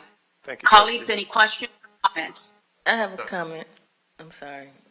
Go ahead, Ms. Johnson, Trustee Johnson. Yes, on slide number 10. Yes, ma'am. The amounts for the economically disadvantaged students dual credit, they differ, but the total amounts are the same. Let me get there. I'm familiar with the slide, but I don't remember it. 1 second, almost there. Dual credit disadvantaged students, slight difference. Your document probably, and we've updated the numbers. So what you're looking at on your document has been updated. It's 32.3 and 46.3. So the numbers change. Thank you, Dr. Graves. But not a substantial difference. On the economically disadvantaged students, what you're seeing on screen is correct. And we'll update that slide for you. I think it's also important to note that these numbers are in flux. There's an advisory committee that's been established to provide information to the commissioner, the commissioner's team. Then there's a rulemaking committee that will come, I believe, as early as July, that will work on codifying these numbers. And we don't, for example, the economically disadvantaged and underprepared students is an important number for us. So we want to see more funding going into that number. And that might not be the same priority across the state. So we will have a presence in those meetings and be sure that the commission, the coordinating board, who we shared our concerns with when House Bill 8 came out, and then even in some of our testimony to the Finance Commission. So we want to make sure that they recognize that those are concerns that still remain with us, particularly as we work with HISD and some of the restructuring, and the fact that 45% of our students live in poverty. And so there should be, and the commissioner agreed that there should be some recognition in the funding for that.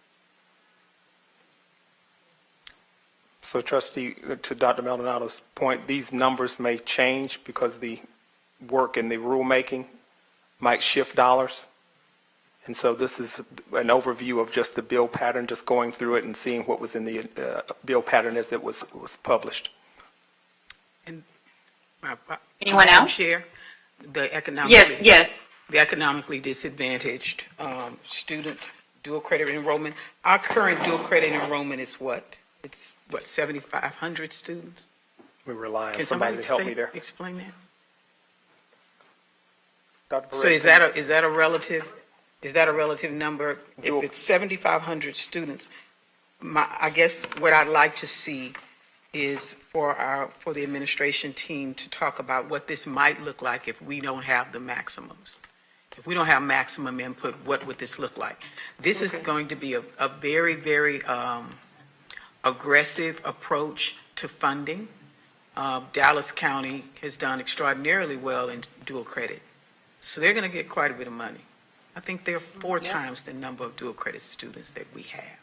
So that's going to be a very interesting fiscal look for us. Because the state is requiring these areas, I guess I want us to see what we look like right now or what we looked like last year, and how that financial picture could change if our outcomes decrease. I mean, we can always base our outcomes on projected increase, but I wouldn't advise that because we've not been increasing. So what's going to happen if it stays flat or we lose 5%? How this model is going to change financially. One of the elements of the new model that we're still need to work through is what that tuition will be for those dual credit students. And as I had shared with the board in the past, we're probably looking at a 3-year transition where right now it's too late in the process to add tuition expenses to our ISD partners, but get them ready for a change in fiscal 25 and 26, because our reimbursement from the state for dual credit at this point, based on my understanding of where we are in the legislative process and the rulemaking process, is that we won't be reimbursed unless we charge it. So there's some process that we're going to have to go through to get the tuition in place that will put us in a position to claim that dual credit tuition reimbursement. So there's more to come on that.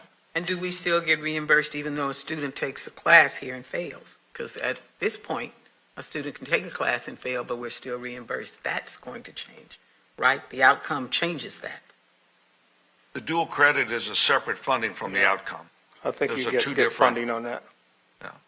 Think we'll still get funding I on think that? you'll get it for just the student being Showing in the up. coursework, but then the other metrics, you may, You lose. failure to transfer, you won't be able to tap into the dollars likely in that situation. Okay, that's a good answer. All right, thank you. That's what I needed to know. Thank you, trustees. If you have no more questions, thank you for all your support. Appreciate it. Thank you on another Very young great and great legislation job, there. All right, thank you. Okay, I think that's it for this committee. Short. This meeting is now adjourned at. 3:23 p.m. Thank you, Sharon.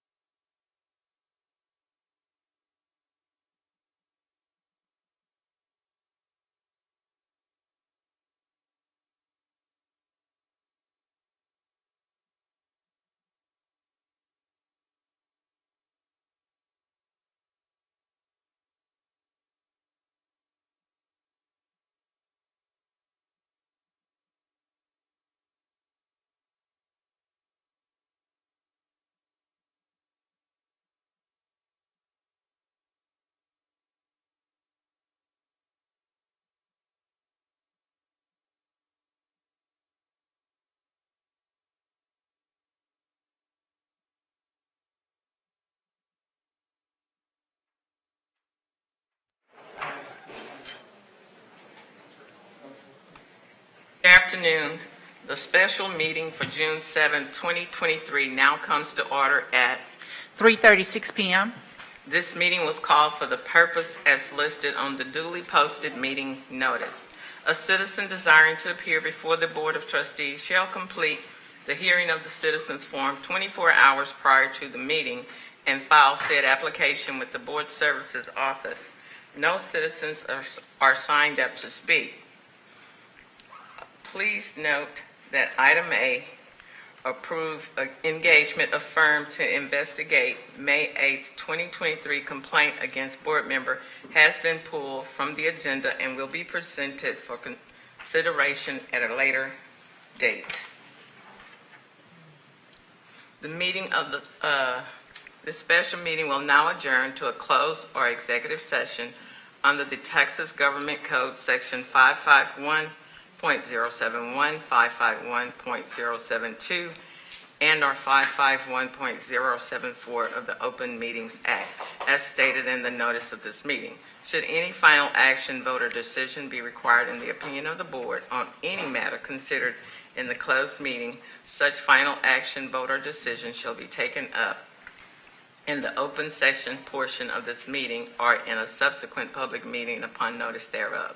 The meeting is adjourned to closed session at 3:37 p.m. For the trustees joining closed session by video conference, please be reminded to disconnect from the opening session portion of the meeting and join closed session with the WebEx link provided for closed session.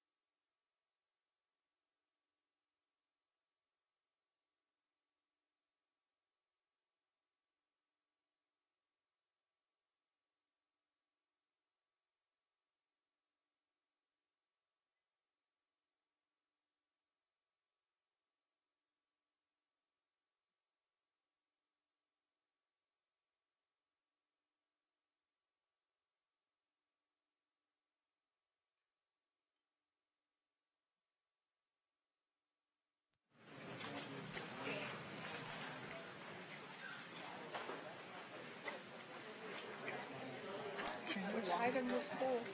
Item 8 on the one. I'm sorry, Shmuel is working in my spot. I apologize. Look, can you call, what's the guy's name? Chase? Oh, shoot. He walked in and they said, "Look, no, he is not. We're going over there and pick a house. I just think they don't know what they're doing. They work with you over there. I sent it to accounting as well. Okay, if you can walk over, I appreciate it. The open portion of the special meeting of the Houston Community College System has reconvened at 4:26 p.m. The special meeting is adjourned at 4:26 p.m.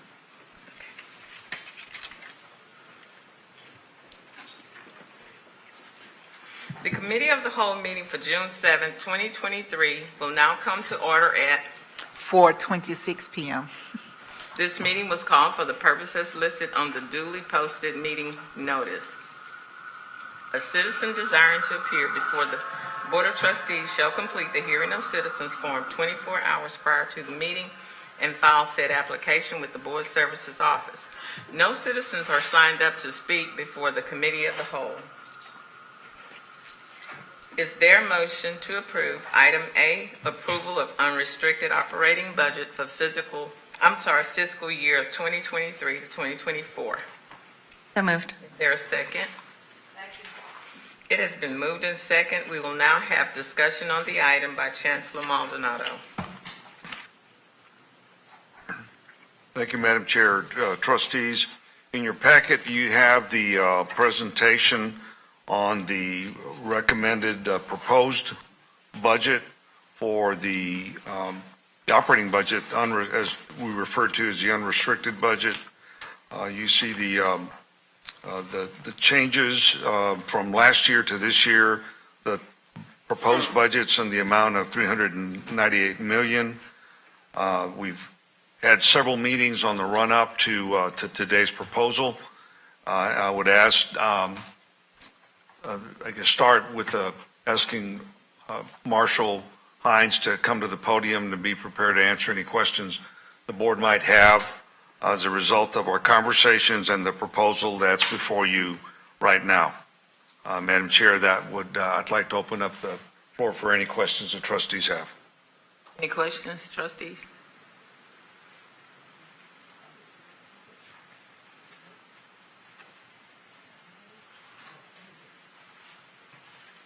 I do. How are we adjusting our budget based on the pending approval of the new funding model? Since we were educated on that today, how is this budget adjusted based on that?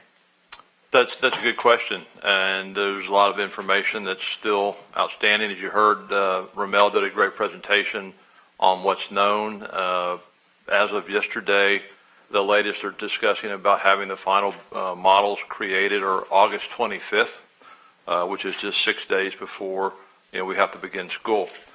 So the final things to be voted on will not happen until after this budget is approved. But we have some good intel as to what's going to happen. There is going to be some opportunities to collect vouchers or money on a portion of the dual credit that they're working on right now. The thing that gives us the most confidence going forward, though, is that you have a safe harbor built into the next 2 years of this budget so that you can never have a community college earn less than they did the year before in state appropriations, so that they have that hold harmless clause in there, or safe harbor, whichever you prefer. So that gives us the ability to do that. And as you heard the Chancellor mention, and there was some discussion about working with their ISDs, if one model contains some of the components on dual credit, there will be very little impact to some of the ISDs relating to having to pay. There will be a voucher system, perhaps. So there's a lot of unknowns that are still not been permanently voted into practice, and we'll see what that is. But we feel comfortable going forward with this budget based on what we know, what we have, and know that we have the ability to get at least a minimum. Hopefully we get more state appropriations than we did last year, the fiscal 23. I'm not understanding that. Since we're going to be faced with enrollment changes, and then they're going to fund us based on success rates in several areas. What did they tell us the areas are? And some of those areas that we are challenged with, how are we going to correct those areas so that we don't lose the funding? Because if we're challenged in these areas now, and they're going to fund us later, and we have no plan to fix those challenged areas, how are we going to be trending upward in order to meet our budget concerns? So, for example, I just went ahead and skipped to slide 15, which is the back of the operational budget or unrestricted budget section, so we can look at this slide. If you look at the first column on the left is budgeted fiscal year 23, and that was what we approved last year for the budget. And then you look in the far column on the right, you see what's the 24 proposed and recommended budget. And then in the middle, you see the fiscal year 23 as we project going forward to the end of this fiscal year 23. So I'll talk about state appropriations first.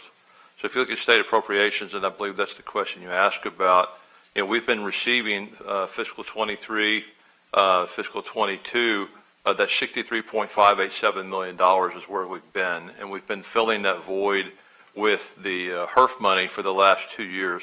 So moving into fiscal year 24, we have the ability to budget the $68.5 million based on our hold harmless, that we get the same amount of money that we've been paid in the past. And again, working with the dual credit, once they vote this and prove it, we can start working with the ISDs to work with that. You still have the issue that parents cannot pay the dual credit cost. The students cannot pay the dual credit cost. So that leaves it to the ISDs, or it leaves it to the state, or it leaves it to the college. And what we understand currently is standing there in Austin is that we can work with a voucher system for the students who are underprivileged and meet certain requirements, which we have a large percentage of, that we will collect as much as $50 on what we currently lose $65 on per course. We'll collect $50 on that. So to answer the question on dual credit, that is that model. And then you see under the next line, two below, the tuition fees and net, you see in fiscal 23, we have $107.5 million in tuition and fees. And for fiscal year 24, the recommended budget includes $111.263. And those models were provided by Student Services and the consultants that we brought in, and you saw several presentations on that. So we're taking a 2.5% increase on enrollment as well. And so those are two of the top things that we talk about, and the rest of it is based on performance, and those metrics we've talked about in several meetings. So that's how we built this model. That's how we move forward. As you heard the Chancellor open up with, you see that the budget in fiscal 23 was $378 million in total operating expenses down at the bottom. You see in fiscal 24 at the bottom it says 398, it's roughly $20 million. 12 of that is the merit increases and the COLA adjustments, and you see, and that still does not get us completely to market.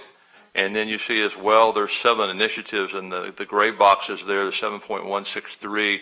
Just those 2 items alone explain the $20 million difference, and the rest of it is modestly reduced. We did take out $4 million worth of positions again this year, as we have the past 2 years, and that's beginning to help and serve the community. So, okay, so has there been an increase in enrollment or a decrease in enrollment? Let me ask the right question. Sure. So if you look again at tuition fees net, if you look this is just the dollar portion, but it correlates with enrollment. If you look at tuition fees, you see a budget of 107. You see a projection of almost 109. So you see an increase from 23 budget to 23 projection. And then you see on top of that, another $3 million or so moving into 111.263, or a 28% increase, percent of the total from where we're projecting what will be. That is a projection. Have we had an increase in enrollment, or have we had a decrease in enrollment? Yes, we've had increases in all the areas, and you'll see that in the financial report, which is later in the meeting today. That was not what we were told at the last meeting. We did not have an increase in enrollment when they did enrollment numbers. It was a decrease. So I'm concerned that we can budget and project, but we should be budgeting and projecting in the different direction just to be on the safe side. So we are projecting an increase when in actuality, we've had a decrease every year. So with this new funding formula, the greatest concern that I have is that we are going to be caught up in a circumstance where we are not producing in the areas that they actually fund. And when they don't fund us, what is that going to look like for our budget, and where are we going to be able to shift our dollars in order to sustain ourselves for a year until we right the ship in terms of balancing the budget if we don't have the projection enrollment numbers and we don't have the successes that the state expects to see. This legislature is very, very serious about producing results. They're very, very serious about the 60 by 30 plan. They're very serious about seeing success in dual credit. They're very serious about seeing transfer rates increase. So I am concerned that that is going to be a great issue for us. Thank you for showing us where the 4% increase is, because I was going to ask that question. So the fiscal year 2024 is where the 4% is, or will that be effective fall of 2023? The 4% of merit increase in comp, that occurred last year, and it occurs again. You'll see this was included last year in fiscal 23's budget, and it's occurring again this year. And it's not only the 4%, you can see it on the side notes down there, the second to last bullet, where it talks about the 4%, that's merit of 2%, cost of living adjustment for 2%, $1.5 million for position alignment, and for the faculty, and only the faculty, they get an additional 3.5%. You saw that same model last year in terms of compensation increase without the faculty additional amount. So we have a copy of what we did last year, and still trying to get to where we are in terms of market and where we want to be paying. And in terms of enrollment, if Shantae would like to speak, I would like to ask her to make a comment, because we talked about, we had several presentations during the 5 workshops prior to this meeting on the budget, and she brought the consultants in, and we talked through that. So if there was a concern about not reaching the tuition and fees and enrollment increase, would you like to speak on that? Sure. Thank you, Marshall. And Trustee, this is a little kind of loud. I'll step back a bit. I did want to clarify, you'll recall in our discussions with Huron, the consultants projected a 2.5% enrollment based on a very conservative view. When you look at the past 3 semesters, we've actually seen increases in enrollment. Today, if we look at our summer enrollment, we're up just in semester credit hour alone, 3.5%. So we are still slowly starting to see the recovery. We're not pre-COVID, certainly not pre-pandemic, but we are seeing those incremental increases. That gives us comfort in knowing that 2.5% is the most conservative projection. It is not the stretch target, but certainly it's the most conservative projection based on what we've seen in terms of trend enrollment data for the past 3 consecutive semesters. So this expectation on this percentage increase is 2,000 students? I think that's what we were told the last meeting. I don't recall providing a number of students. When we looked at the total annual, it's based on the annual head count, annual enrollment. So we had last year, I don't want to misquote numbers, but let's estimate 73,000 students, maybe a little bit more than that. It would be 2.5% above the total annual enrollment. So the numbers that we were given, 2.5%, which was 2,000 students. That's what it said in the document. When I asked the question, that was clarified in the document because I read the statement and asked the question. So that was clarified. So we're projecting an increase in 2,000 students. Does that meet this projection expectation? So I don't, without recalling or specifying the document you're referencing, Trustee, I can't speak to the number that was quoted, but certainly I'm happy to provide those numbers. In fact, I believe you made a similar request, and we've, through the trustee inquiry, we provided a breakdown of those data by dual credit, CE and semester credit hours so that we can provide that in terms of how we're quantifying the total growth. Okay, well, it's part of the public record, so we can go back and look at the public record. I want to switch to homestead exemption. I'm glad to see the homestead exemption, the increase of the exemption from $120,000 to $135,000 for taxpayers 65 and older. I think that's a good exemption. I think we're moving in the right direction for that. Seeing that Harris County is robust in its taxation, and they are incredibly robust in their taxation. So I'm glad to see that we are offering some relief. And even though we may believe that some of these funds are considered minimal, a lot of our seniors are on a very fixed income. So having any kind of relief from the education entities of HISD and HCC is a relief. So thank you for doing that. I guess I need to say, Madam Chair, because I have some grave concerns about the fiscal soundness of the institution, because I've had to keep up and ask the right questions, and I see a lot of things that, some of these numbers and some of these allocations and requests without answers are concerning to me. I expect to see an enrollment increase based on what the last presentation was at the last board meeting, the documented presentation. The basis that the assumption that we'll have student financial aid to increase as a result of that, with now dual credit saying you meet certain criteria, you get to be in dual credit, and we don't know what that quote criteria looks like.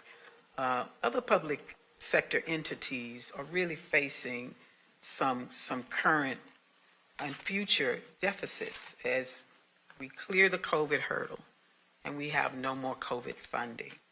And I think I saw something that said our funding ends June 30th, and you all have requested, did you request and receive an extension? Is that what I just read in here in green? Yes, we have the ability. We're going through the tail end of, and that applies to the capital projects that this board approved from HERF. It doesn't apply to any recoveries. In the presentation, you'll see another area where we talk about we were able to go back and pay off age debt back from 2022 was our latest. We were able to recover $1.7 million for the school and draw that down from the HERF funds. But also the bigger component that's more important than that, those students can now enroll in school again. They now can start with a clean slate. And so we've collected the money to offset our losses, and we put them back in the position they can go to school again.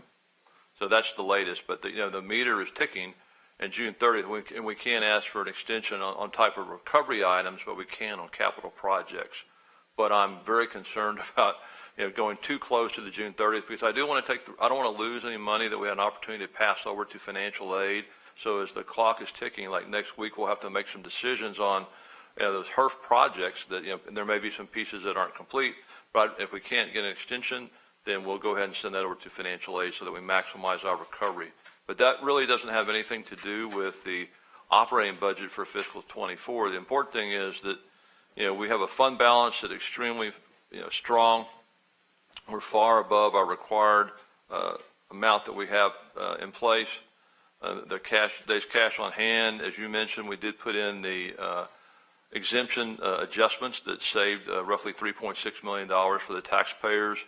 If you look at state appropriations, again, I said, we have a safe harbor or hold harmless clause for 2 years so that we will not get less no matter how we perform as an organization. So that's the backdrop on that. And then you look at ad valorem taxes, the HCAD and Fort Bend County taxes base went up again this year. There's a slide in here that shows you it's 11%. And we talked about that many times during the 5 workshops before this. So we're not concerned about our revenue source, and that's our number one big revenue source. Next is tuition and fees. Our financial investments, we're doing great. I won't go through the whole presentation with you, but just 18 months ago, we were collecting $15,000 a month or $20,000 a month, and now it's 1.5 million or 1.8 million. And that won't last forever either. It's once the economy cools off and inflation drops down to about 2%, the rates are going to stop going up. And so when that happens, then we'll see a little reduction in the interest that we earn. But right now, and for the foreseeable future, we're going to continue to be able to stockpile money from our own investments that go into fund balance. And you'll see that. And we're not using that to live on forever. We're going to have, aside from that. And again, to be able to stand here before you and not only have a balanced budget and have an increase that we have the size we have for our employees and faculty, but the ability to hire good people and retain good people, and then the ability to actually put some initiatives in here and then bring forth some other items to the board, that we have the funding to do those things. And so I think we're in a very strong position. There is a great load of opportunity for new ideas that we've talked about that need to be explored, and some of those need to be implemented over the next 18 months or 12 months. And we'll talk about those in the future. But they are listed and have been listed in my presentations each workshop. And there are ways to make us more efficient as a college. But everybody will have to make some difficult decisions on those. So, but be happy to answer any more questions. Madam Chair. Let me finish. Can I finish my statement? Because I need to finish my statement. Our buildings have been largely empty, so there's been a very low operations budget requirement. But we were funded by HERF funds or by whatever, all the categories of the federal funding for COVID. We were funded based on full operational capacity. And as we return to that, we're going to see our operations cost meet that level that we were once at. So where we received the millions of dollars, and we had millions of dollars of cost savings. That was the whole point of having COVID. And we've seen that in every governmental entity. So now as these funds close and the buildings begin to be occupied, we're going to look at those costs returning to level without the support of the federal government or the state. So in the coming months, we'll see these numbers more clearly. And I think it's going to highlight the importance of a very aggressive student recruitment and a very aggressive reevaluation of the budget and review of staffing. Because I think we're going to find that without her funding, we're going to be in a very interesting, if not difficult, position. So in terms of presentations prior that are public record that are now not remembered, we'll have that discussion. But please send this whole harmless statement from the state to us. I don't know if that was whole harmless for the 2 years of COVID, or if that's a whole harmless indefinitely.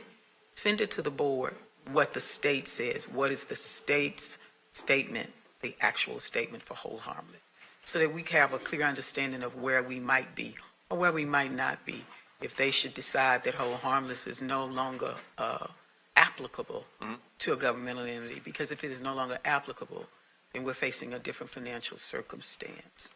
Thank you.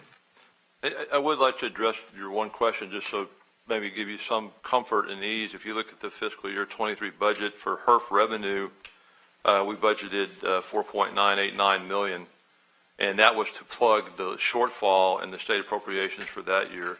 And then you see in 23 projection, we're looking at $5 million in HERF, and you see nothing budgeted in 2024 at all. That is significantly down. Years before, in 22 and 21, HERF was providing with significant operating money, and we stockpiled that into the fund balance where we could. We recovered all we could, and the fact that we are able to balance this budget without any HERF revenue for 24 is, I think, a testimony to where we are today in terms of strength of all our other components. But I hope that doesn't cause you to lose sleep at night, because I think we're in good shape. Thank you. Trustee Wilson, and then Laredo. Remind me on the budgeted expenses for 23, transfers of 19 million and debt of 21. What are those numbers?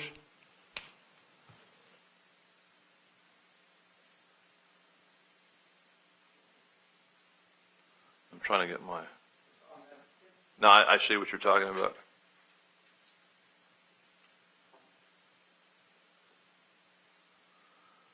Carla Bender's here, and I can't get the slide to come. Carla, could you answer that, please?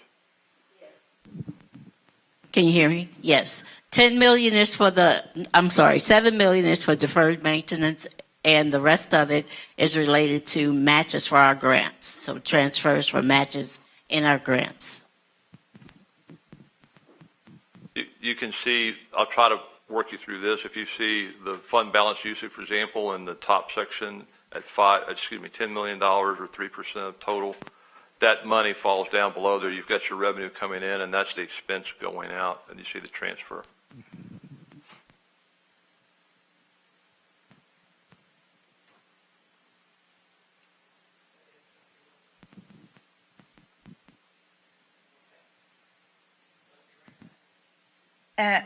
Madam Chair, I am, as a trustee, very cognizant how our statements at the board table influence things like that are bigger than us, that have huge impacts on our students, like our bond rating, our, the confidence that people who invest in us, our supporters, the people who give money to our students are. And it is important to me that, what I have seen, I have no question about our fiscal soundness.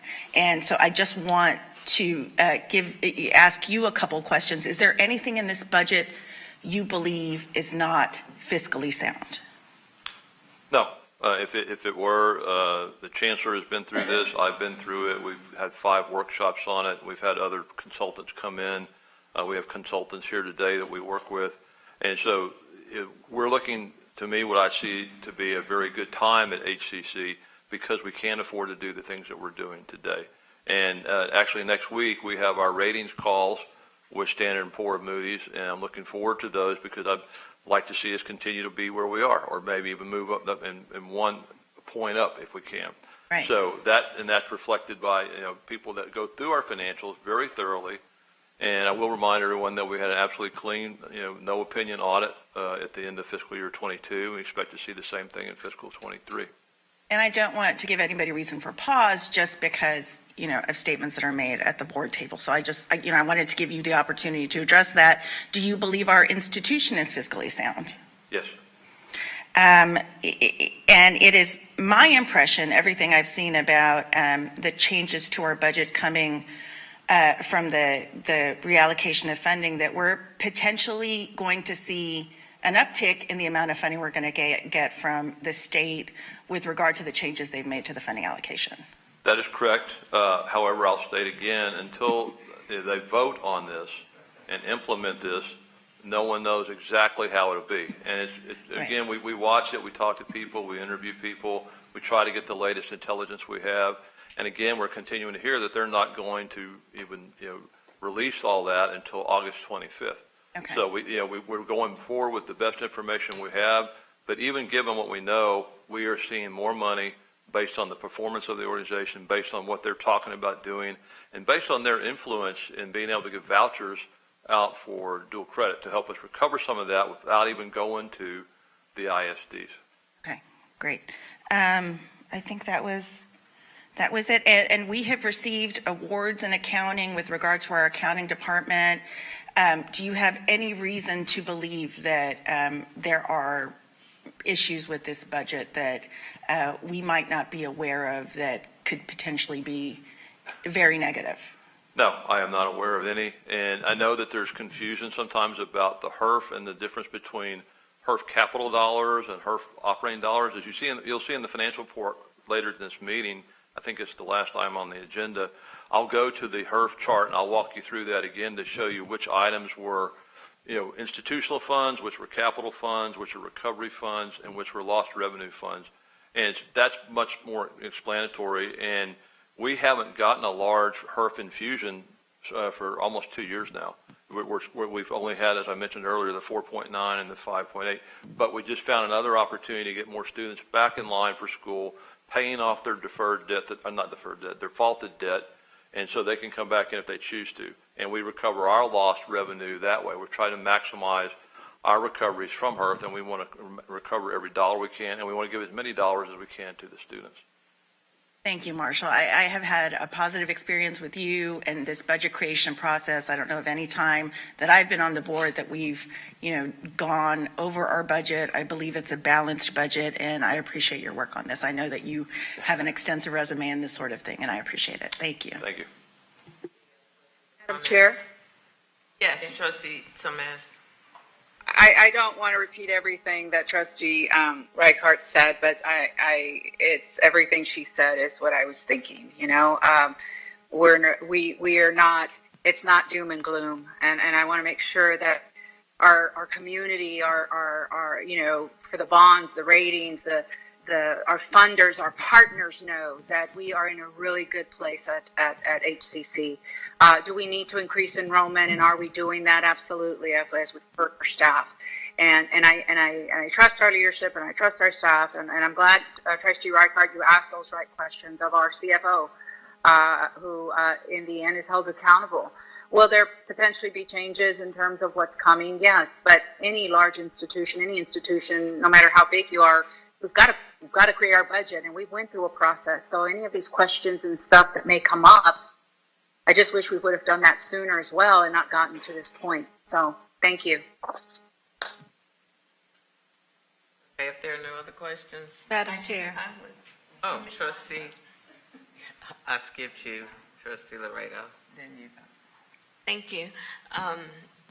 Marshall, I just want to say that I feel really strong about this budget, and I know that we did get the help of the HERF funds, and I was one that kept pushing that the money go to the students and help them, so that we could increase our enrollment like that, by having the students come, and I also feel strong about the fact that, we're not going to get those HERF monies anymore, but, it was a one-time, and I know that when we went up to Washington a couple of years ago, that we went to our legislative, whatever it's called, that we went and talked to our Department of Ed.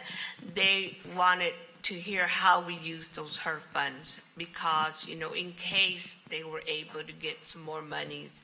And we told them how well our students were using it and how it was helping our college. And so, we're all working at increasing our enrollment, and I wish that, we had that magic bulb that we could say, oh yeah, this many are coming. But I also feel great knowing that we're going to put the money where we said we were. Salaries, yeah, it would be great if we could give more. And it's always needed. And also, but I just want to say that I feel great that we are in a right position, and that if the state gives us what they give us, that's great, but we can't hold our breath till then. And the good thing is that HCC is because of your team, the chancellor, and all that they have done with our budget this year, that we do have a balance, and we have that fund balance that's really good. So let's say that we had to, if the numbers are not up there like we want them to be, there's that safety cushion, that if we have to go into there, then we have the fund balance available, and it's not going to bring us further down, So I just feel that we're in an upswing. We've done well this past year, and I want to congratulate the whole team, all the presidents, everyone that has, we've run a tight ship, and so because of that we can be happy about that fund balance that we will have, and that we've always been careful about how to use it. And, we don't go out there crazy spending, but we know that it's there, and so we use it wisely. So again, thank you for your work. Thank you for keeping us in above the line and not under the line. So thank you. Thank you. And I pulled this slide up just because I've changed it every meeting. And the bottom part is, the vision statement remains the same. HCC accomplishes the vision will change. and how we do that, and we'll need to continue to evolve. It's our job to come to you and tell you there's a problem, we need to pivot, we need to do something different. That's the role of administration. That's what we do for you guys. And we bring it to you, we make our best suggestions, but I very much appreciate the comments. Thank you. The questions from my colleagues and the comments from my colleagues are what have inspired my question, which is, during your leadership, have you experienced any challenges with our budget? Have you seen any challenges with our budget? With our budget? Yes. I think, from the time that we began COVID and had to hustle into online and evacuate everyone and try to figure out how we keep people safe, and all our employees went home, that was a massive challenge, and people far beyond everyone in this room created miracles. And I remember the first time we had a positive COVID case at Coleman College, the tallest tower we have, and we had to clean that to the current then standards. And I look at what we ended up with, where you put a load of Clorox on it and you wiped it up and we were done, before people were going in there with masks. So that was a dramatic change. And then HERF money became available to HCC, and we were all wondering what we're supposed to do. And the goal was to, how do we maximize that to keep HCC up and running? How do we get our faculty to be trained in teaching online versus in person? There's so much work that went on there. And so, yes, the budgets were changed. We didn't know HERF was coming along. We didn't know how well HERF was going to pay off. The feds kept changing the rules, and still the rules continue to change. And now we have state rules and policies and funding models that are changing. We still don't have the data. It's down at the last minute. It's very stressful trying to navigate all of that. And then, we've made it through all that. And at the same time, we've reduced operating expenses. We've identified so many opportunities to work on during the next year and a half or so and beyond on how to conserve money. And that puts more money in our bucket. And I feel really good about those opportunities. If people can buy into that, and everybody agrees that that's something that we should forego, it's our job to bring you those opportunities. Then when the opportunity to do capital projects came up with HERF money, we created 12 projects to about $23 million. And you think about the things we did, those were all things money that HCC did not have to spend. Those came out of federal dollars, and we funded that, so that took a big opportunity to move forward. And we have another big initiative coming up that I've already begun to think about, along with risk management and legal, and that's the security and safety program that we are undertaking. And you saw a presentation on that. That all is coming out of all the mass shootings, and particularly down in Uvalde. We had to have new state rules we have to follow that match K-12 rules. And there's a lot of things to do in there that cost significant money. So my question is going to be, how do we fund that? What's the best way to do that? I don't want to go issue any bonds for what I call small amounts of money.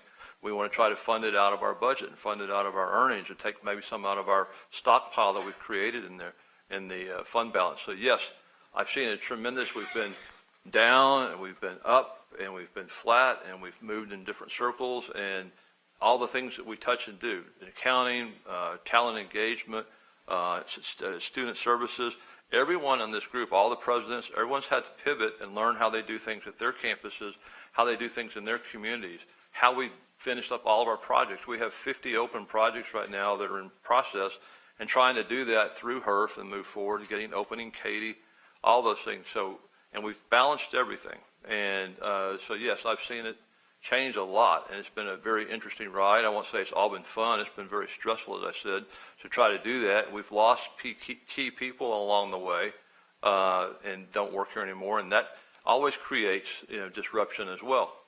So I hope that answers your question, but It does. And can you speak to concerns about any deficits that you've experienced? financially, I don't think I see deficits really. I see deficits in other opportunities we have, again, to reduce operating expenses, to improve quality, to Trustee Stallworth's points that she makes about quality on education and how our students are and all the success points we get. There are opportunities that we can pursue, but they're not easy decisions to make because it means change. And if any of you read the book 20 years ago called Who Moved My Cheese, it's like Who Moved My Cheese for the organization, and no one likes to take those challenges on, but we need to do that. If we want to become the community college of choice, we need to move some cheese to be better quality. We need to move some cheese to be better, stronger financially, and not rely on all these high interest rates. They won't be around forever either. We could see a recession hit in 12 months or 18 months. We don't know. And Houston still enjoys super high employment. We're lower than 3% in some areas. The oil and gas industry is held together. There's a lot of turmoil in the real estate business, the commercial. I just read on the Wall Street Journal this morning, they called it the apocalypse. There's $500 billion in loans they think are going to default on commercial buildings across the country. And they see that coming. So what do we do? What does that mean for HCC? I've already had some thoughts about that. So so thank you for the questions, and I hope I answered your questions. Yes, thank you, Marshall. Sure. Okay. Are there any other questions? Trustee Glaser. Thank you, Madam Chair. Chancellor, I'd asked before once, and maybe we can get a more definitive answer here. Our salaries, our fiscal year-end projection is at looks like $211 million, and our budget for next year is $235 million. That's looks like an 11% increase. I'm trying to kind of connect the dots per the notes on the side of page 15 there with that. Can you explain how we're getting a budget increase of 11% on salaries? Or what makes up the 11%? Well, generally, and I'll look to Marshall to give you the fine numbers, but generally, what we're doing is we're factoring in the cost of living increase and some leveling for some positions, and we're eliminating positions that are currently on our plan. So there is a combination of increased expenses and a reduction in the planned headcount. So even with a reduction in headcount, we expect to have an 11% increase in. Well, I think 12 million of that is for the COLA and the leveling by itself. Plus 1.5, so it's really 13.5. Well, yeah, that's in dollars. I'm talking about percentage. So all of that added up, we're looking at a net increase of 11% year over year, and that's including a reduction of headcount from what you're anticipating. All right. I do want to thank the administration for moving in the direction of increasing the homestead exemption. I know we're up to 17% now. When I got to this board, I think it was somewhere around 10. And so I think we're moving in the right direction there. As you and I both know, Chancellor, I think this institution, when you compare institutions around the country, are in a very envious position with regard to revenue sources. And our ad valorem taxes have been a fountain of, just an ever-giving fountain of funds for us. We've gone up the limit the last couple of years without having to go back for what they call the vote for an increase beyond the maximum limit. And I'm glad to see that at least we're giving some of that back to the taxpayers. And actually, with the base increasing at the percentage that we've seen, we're actually able to give homeowners and seniors benefits that really don't cost us any money, because we're actually dropping our tax. What we've done over the last couple of years actually held or dropped the tax rate, and we're still maximizing the revenue for the college. So, and as Marshall had mentioned, some of these things don't trend forever. So I hope that we take advantage of that and keep the homeowners in our minds when we talk about budgets for the college. Again, I know that meeting with the bond folks and other regulatory agencies, we're not going to have any problems. We're in very healthy fiscal shape. I'm curious to see how the state's going to manage the funding going forward. As my fellow trustee said, we're not sure how that's going to work. We know we're moving towards a more outcome-based funding formula from the state, so we'll just have to stay tuned, as they say, on that. And I think that gives us the focus on where we need to go. Now, of course, we're talking here about numbers, but these numbers also overview a culture here. Before COVID, people were normally here, faculty, maybe 4.5 days a week, staff 5 days a week, and COVID certainly changed all that.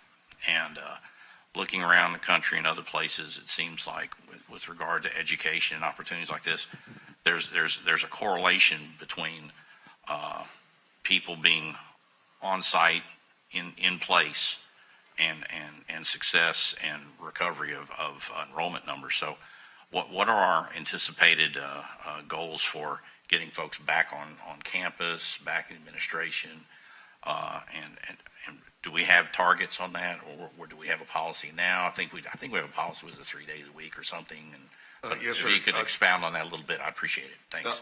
Sure. Thank you for the question. On Monday, we'll have a meeting of the leadership team to review the study that we've been running for, I think, about 6 to 8 months on the organizational culture and the return to work models. And we will be bringing forward for the board's knowledge what the plan is in terms of the return to work. We do have an imbalance, and we need to fix that. And we've got several models that we're looking at, all the way from everyone comes back, and then we start to peel back those positions that even before COVID were remote. For example, a call center was a remote position. We have one model that's being used at Northeast College. It's very productive, significant increases in enrollment, community engagement, and I think there's a 2-day work off-site that's allowed for those employees, and they adjust that depending on what their workload is. We will be coming back and have uniformity across the system that we hope to implement by September 1. So it's a short fuse running there, but we'll be meeting on it in detail this coming Monday. We'll be, I don't know if we'll be able to report to the board as early as a regular meeting, but we will have some ideas, and hopefully we can give the board an outlook of what that looks like. At a meeting last Monday of the Gulf Coast CEOs, all but 2 of the institutions in the area have gone back to the pre-COVID model. That doesn't mean they don't have any remote work. They've just gone back to the way they were doing it before then, recognizing that it'll be very difficult to be, if you're trying to be fair to everyone, there's an imbalance there because the demands at one of our colleges might be different than the other college.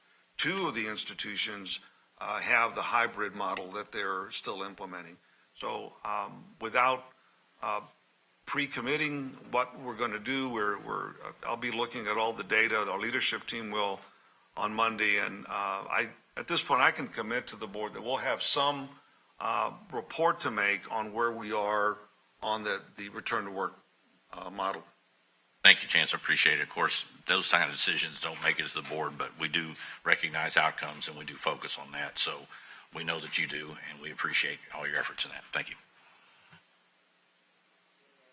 Questions, comments?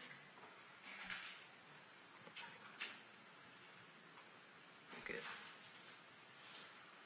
Is that it, Marshall, for you? Yes, ma'am. All right. Okay. We're now ready to vote on item A, approval of the unrestricted operating budget for fiscal year 2023-24.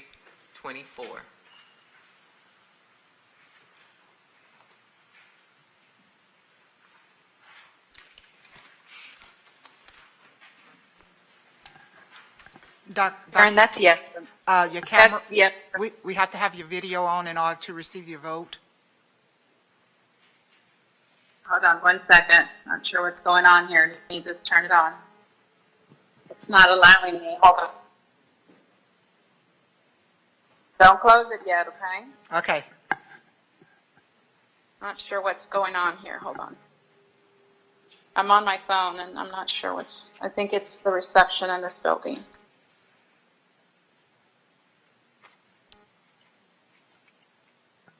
Can you see me? Sharon, can you? We only see your You name. don't see- We just see the name display, no video.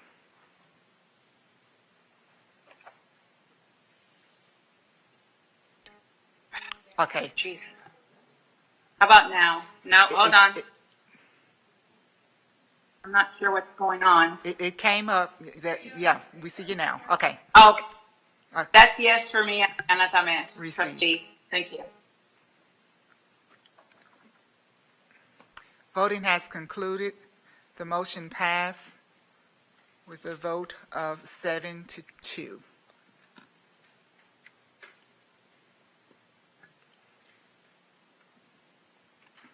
there a motion to approve item B? So moved. Second. Been moved and second. We will now have discussion on item B, which is the approval of restricted budget for fiscal year 2023-24. Thank you, Madam Chair. Trustees, this is a recommendation to approve the restricted budget for fiscal 2024, the amount of $138 million, as is indicated in the information packet distributed to the board. We're also asking approval to allow me or my designee to increase the restricted budget as new awards are approved by the funding sources. I'm glad to answer any questions you might have. Questions? Trustee Glazer. Thank you. On the grant revenue funding, I just want to get a clarification. Is any of the funding that we receive conduit or pass-through type of funding, or is all the funding that's listed here, are we the designated recipient of that funding? I think some of the grants that we get are joint grants with other partners. This is primarily, I think, the grants that we would be managing. Right, so I'm not sure how much of this money we end up partnering with Sanjac or Lone Star. Sometimes we even partner with Texas Southmost on some training workforce money. So this is money that flows through HCC, and the vast majority of it ends with HCC. All right, thank you. Are there any other questions? Trustee Wilson.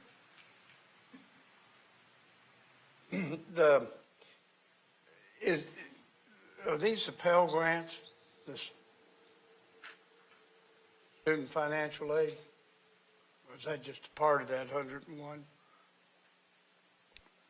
If you're asking about the Pell Grant, you see the difference in the fiscal year 23 budget was 111.7. You see it jumping up about 7.16 million.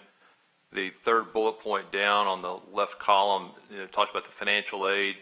So funding for Pell Grant recipients by $500 per eligible, or increased $500 per eligible student, and that equates to about $6 million plus a $1 million from TIOG grant increase for us to distribute. I don't have those notes on my book. Okay. Here. They've been in past presentations. That same note was there. What you're seeing in these next three smaller funds are pretty much identical to what you've seen before. The group insurance state contribution, what is that? That's where HCC makes the contribution for the state contribution for group insurance. They cover and collect for the pension, and then you've got the state retirement component on there and the group insurance, and a total of 19.3. Oh, that's a revenue item you've got, don't you? But this is related to the staff that's connected to the grants. Yep. It's not, you're correct, Trustee Wilson, the budget that was just approved has a line item for benefits that includes that for the employees that are paid out of that budget. That's right. So what you're seeing here is the cost for those benefits being paid for employees that are part of this budget. So not all the money goes to financial aid. It's not all Pell. And Carl, Aren't you, isn't that a revenue item, 15 million, 100,000? yeah, it's under the gray line. This is total grant revenues, And then below that second gray line says total state funded benefits of $19.3 million for 23, and then it's increasing up in 24 to 19.6 million. So it's a 2% increase from last year. Trustee Wilson, that item is also deducted as an expense. If you look further down that column, Staff benefits. there's a staff benefits line that's the exact same amount. The money comes in, the money gets paid out. For the two of them, yeah. The 15.1 and the 4.2 equals 19.3. Yes, sir. And it's rolled into 19.6 at that bottom, second to the bottom line. Yeah. It's the portion of the benefits that the state pays for our employees. Yep. Say again? It's the portion of the benefits that the state pays for our employees. So there's a revenue portion where it's coming into the college, and on the bottom is the expenses that match that. Oh, so it is a revenue there on that. Okay. Yeah. Okay. Yeah. That comes in It's for grant us, it's a income. revenue. Yes. Yeah, that's Yeah. what you've got it shown as a revenue. Right. That's what I didn't, but it comes in, okay. And I know it's split in the middle there, so you see the 15.1 plus the 4.5, but it's rolled up together at the 19 at the bottom. Thank you. Any other questions?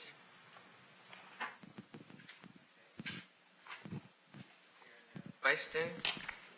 We could now vote on item B, approval of restricted budget for fiscal year 2023-24.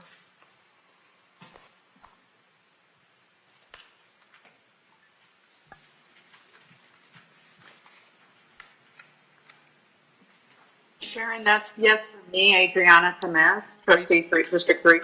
Received. Voting has. Thank you. Voting has concluded. The motion passed unanimously with a vote of 9-0. There a motion to approve item C, approval of the auxiliary budget for fiscal year 2023-24. So moved. Is there a second? It has been moved in second. We will now have discussion on the item by Chancellor Maldonado. Thank you, Madam Chair. Trustees, this is a recommendation to approve the proposed auxiliary budget for fiscal year 2023-2024, and the amount is $7.8 million. That the line items are presented in the information provided to the board. I'd be glad to answer any questions you have on this budget. Are there any questions? No questions? Okay, if there are no questions, we're now ready to vote on item C. Johnson stepped out.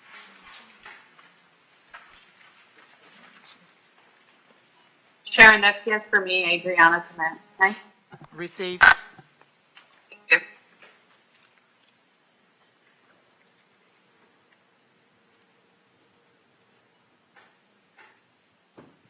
Voting has concluded. The motion passed with a vote of 8-0. Is there a motion to approve item D, approval of capital and technical plan budget for fiscal year 2023-24? So moved. Is there a second? Second. We will now have discussion by Chancellor Maldonado. Thank you, Madam Chair. Trustees, this is a recommendation to approve the proposed capital technology budget for fiscal year 2023-2024, and the amount is $7.3 million as listed in the information packet, excuse me, that was distributed to the board for this meeting. Are there any questions on item D? Madam Chair, And Mr. Allworth? the upgrade replacement of the IT equipment for the proposed budget,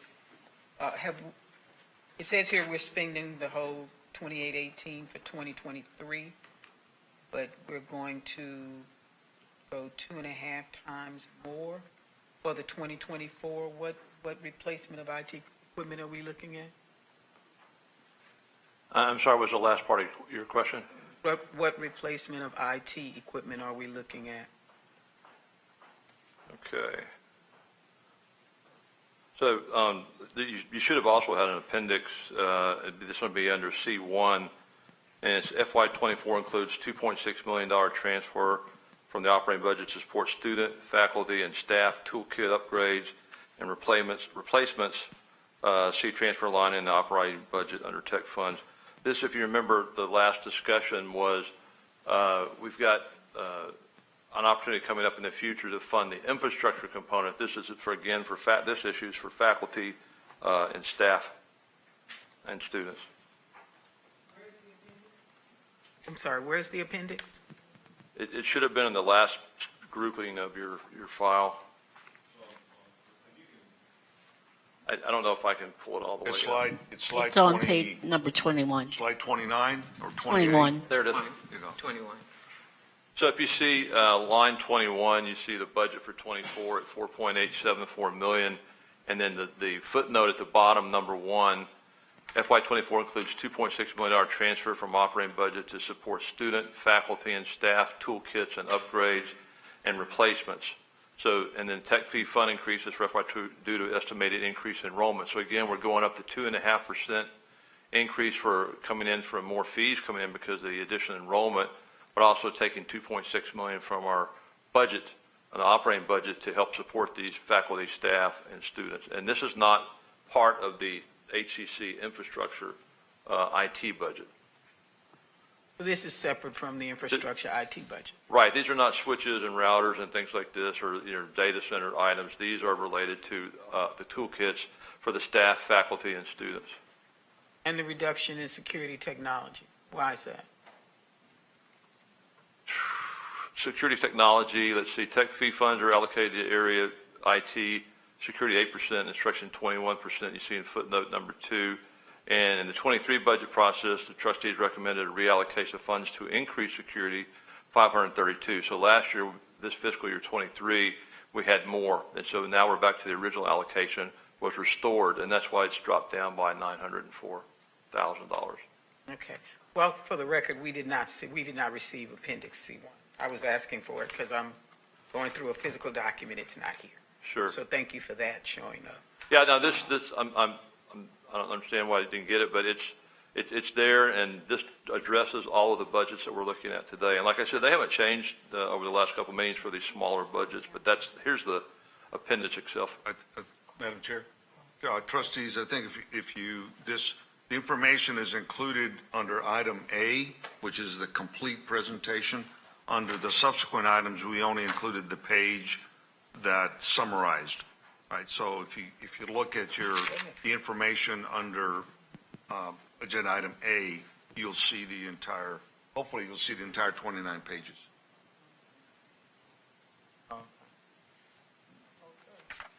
Thank you. Okay, you have a question? Okay, all right. Are there any other questions? If there are no questions, we're now ready to vote on item D.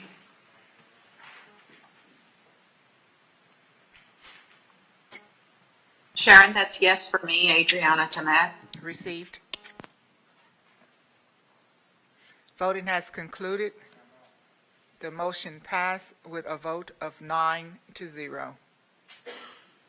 there a motion to approve item E, approve exemptions on residential homesteads for tax year 2023?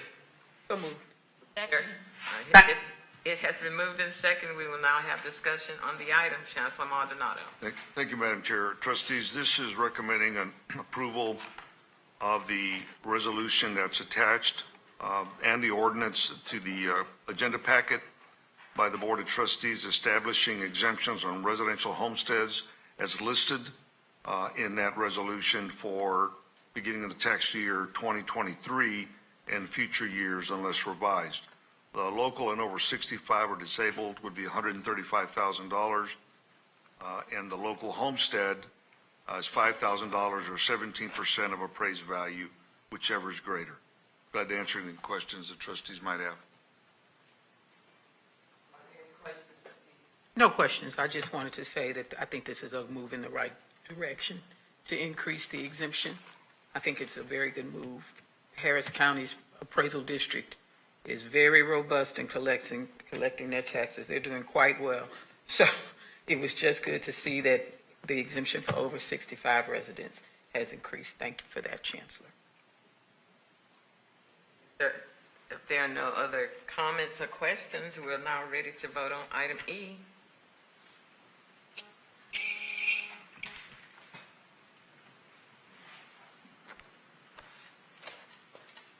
Sharon, that's yes for me, Adriana Tamez. Received. We know who you are. Madam Chair. Oh, I know you know who I am, Dave Wilson. Madam Chair, Yes. I'm confused about F and G. It seems that they are related, but they're in the wrong order. Am I missing something when I read the recommendation and the compelling reasons? Or G and H? No, F and G, yeah. It seems that they're out of order. Aren't they related? Can Chancellor explain that for me, He's going to please? explain it. No, I posted it, but I need to. Hold on. Haven't done the vote yet. Oh, she has okay. to close the vote. The motion passed. The motion passed unanimously with a vote of 9-0.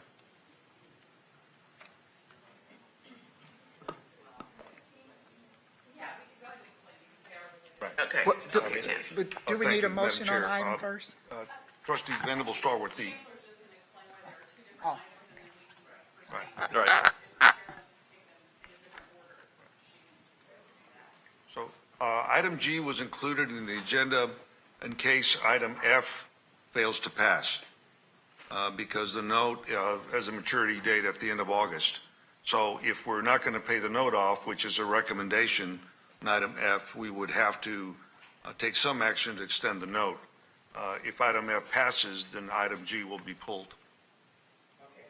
And if item F doesn't pass and item G goes to December 31st, then do the rules of item F apply to item G? I would have to ask that. Sorry, what's the question? If item F fails to pass and item G passes, this extension happens, then do the rules for item F, can the rules apply during this extension? No? So this item F is a one-time thing through August 31st? That's the only time you get to make that choice? No, if we extend the note as proposed in item G, then it would have to be considered again at the expiration of that agreement. Okay. Okay. I just have to So refer to. wouldn't it make sense?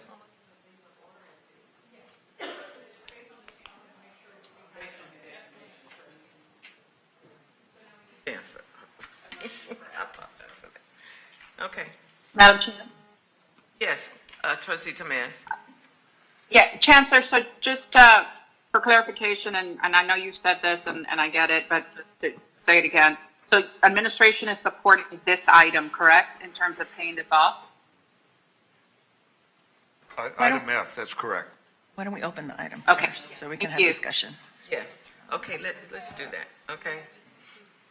Is there a motion to approve item F, authorization to utilize HCC surplus fund balance to pay off the balance of the Katy Project Regions Bank interim financing? Second. It's been moved in second, and we've already started the discussion, Joe. Okay, you can, were you finished, Chancellor? Unless the trustees have any questions. Any other questions? Madam Chair. Trustee Reichart? So can you explain, Marshall?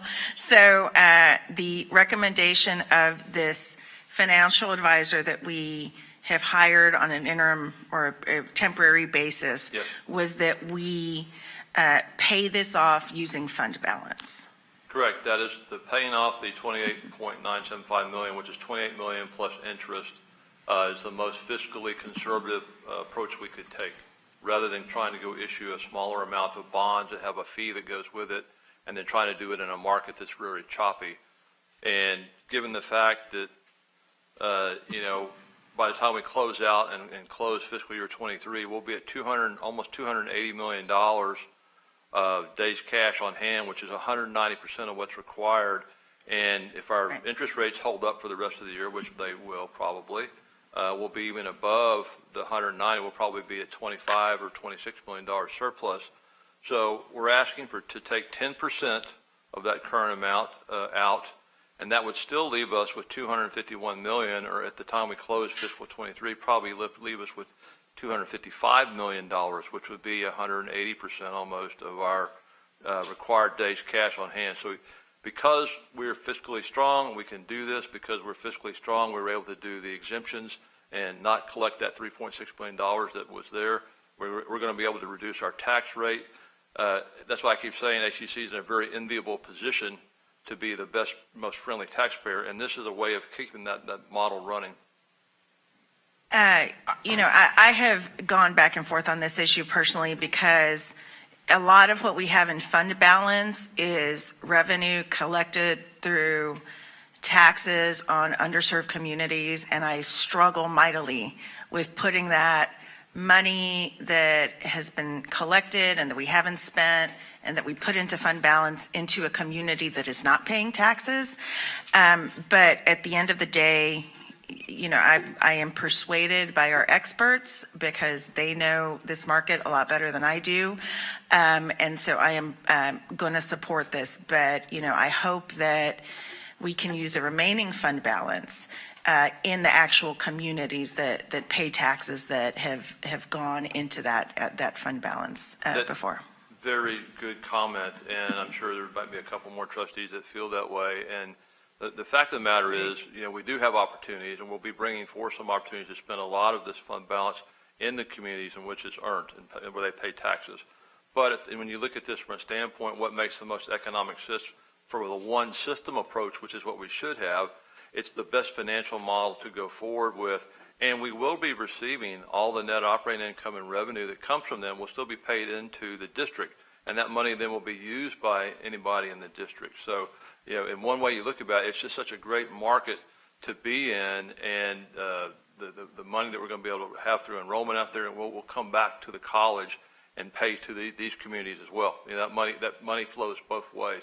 So this is, again, recommended by administration we do this. I appreciate that, Marshall, and I appreciate that the fiscal discipline with this administration and, the careful decisions we've made have put us in a position where we are in truly a great position where we can retire this and use revenue from that campus to for other campuses as well. Thank you. Trustee Reichard, I appreciate that statement because I'm in agreement with it, with the statement you made. And I'm also in agreement with paying off the debt. I really am. So if there are no additional comments. Madam Chair. Or questions. Okay. Trustee Glaser. Thank you, Madam Chair. I wanted to catch you, but I didn't want to interrupt my fellow trustee. You talk about an expense or reduction in revenue of over $3 million in ad valorem tax revenue by increasing these homesteads. That in fact is not correct, sir. Is that correct?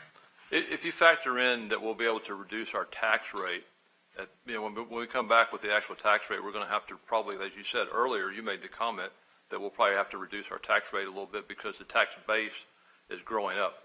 And I'm just saying that we have the ability with that tax revenue coming in. We have all the four-legged stool of revenue now, not a three-legged stool. Someone referred to it as a crutch at the last meeting. Yes, sir. So I'm just saying that we have the ability to do these things and do things that the college needs because we've been disciplined in our financials. Well, I just want to say that by increasing the homestead exemptions, we're not losing any money because we're having to reduce the tax rate. We're going to get the same amount of net revenue based on statute anyway because our base is going up at such a high rate. If our base was flat, that'd be a different conversation.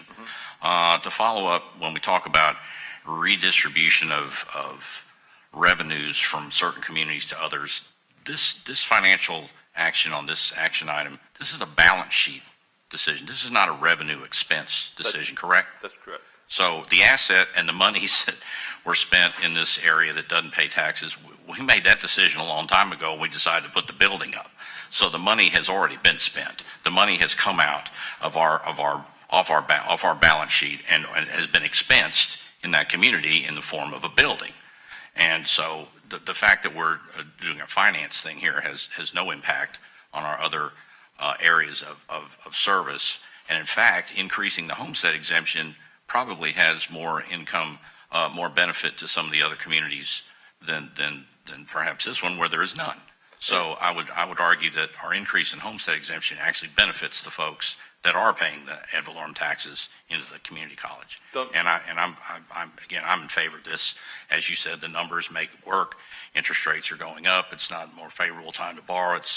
We're sacrificing the revenue we'd earn on that money in the bank. But again, you said we've gone from say 4- and 5-figure revenue per month to 8-figure revenue per month. Right. So I find that a good offset to some of these expenses we're going to incur with payroll. So I think that's a good balance.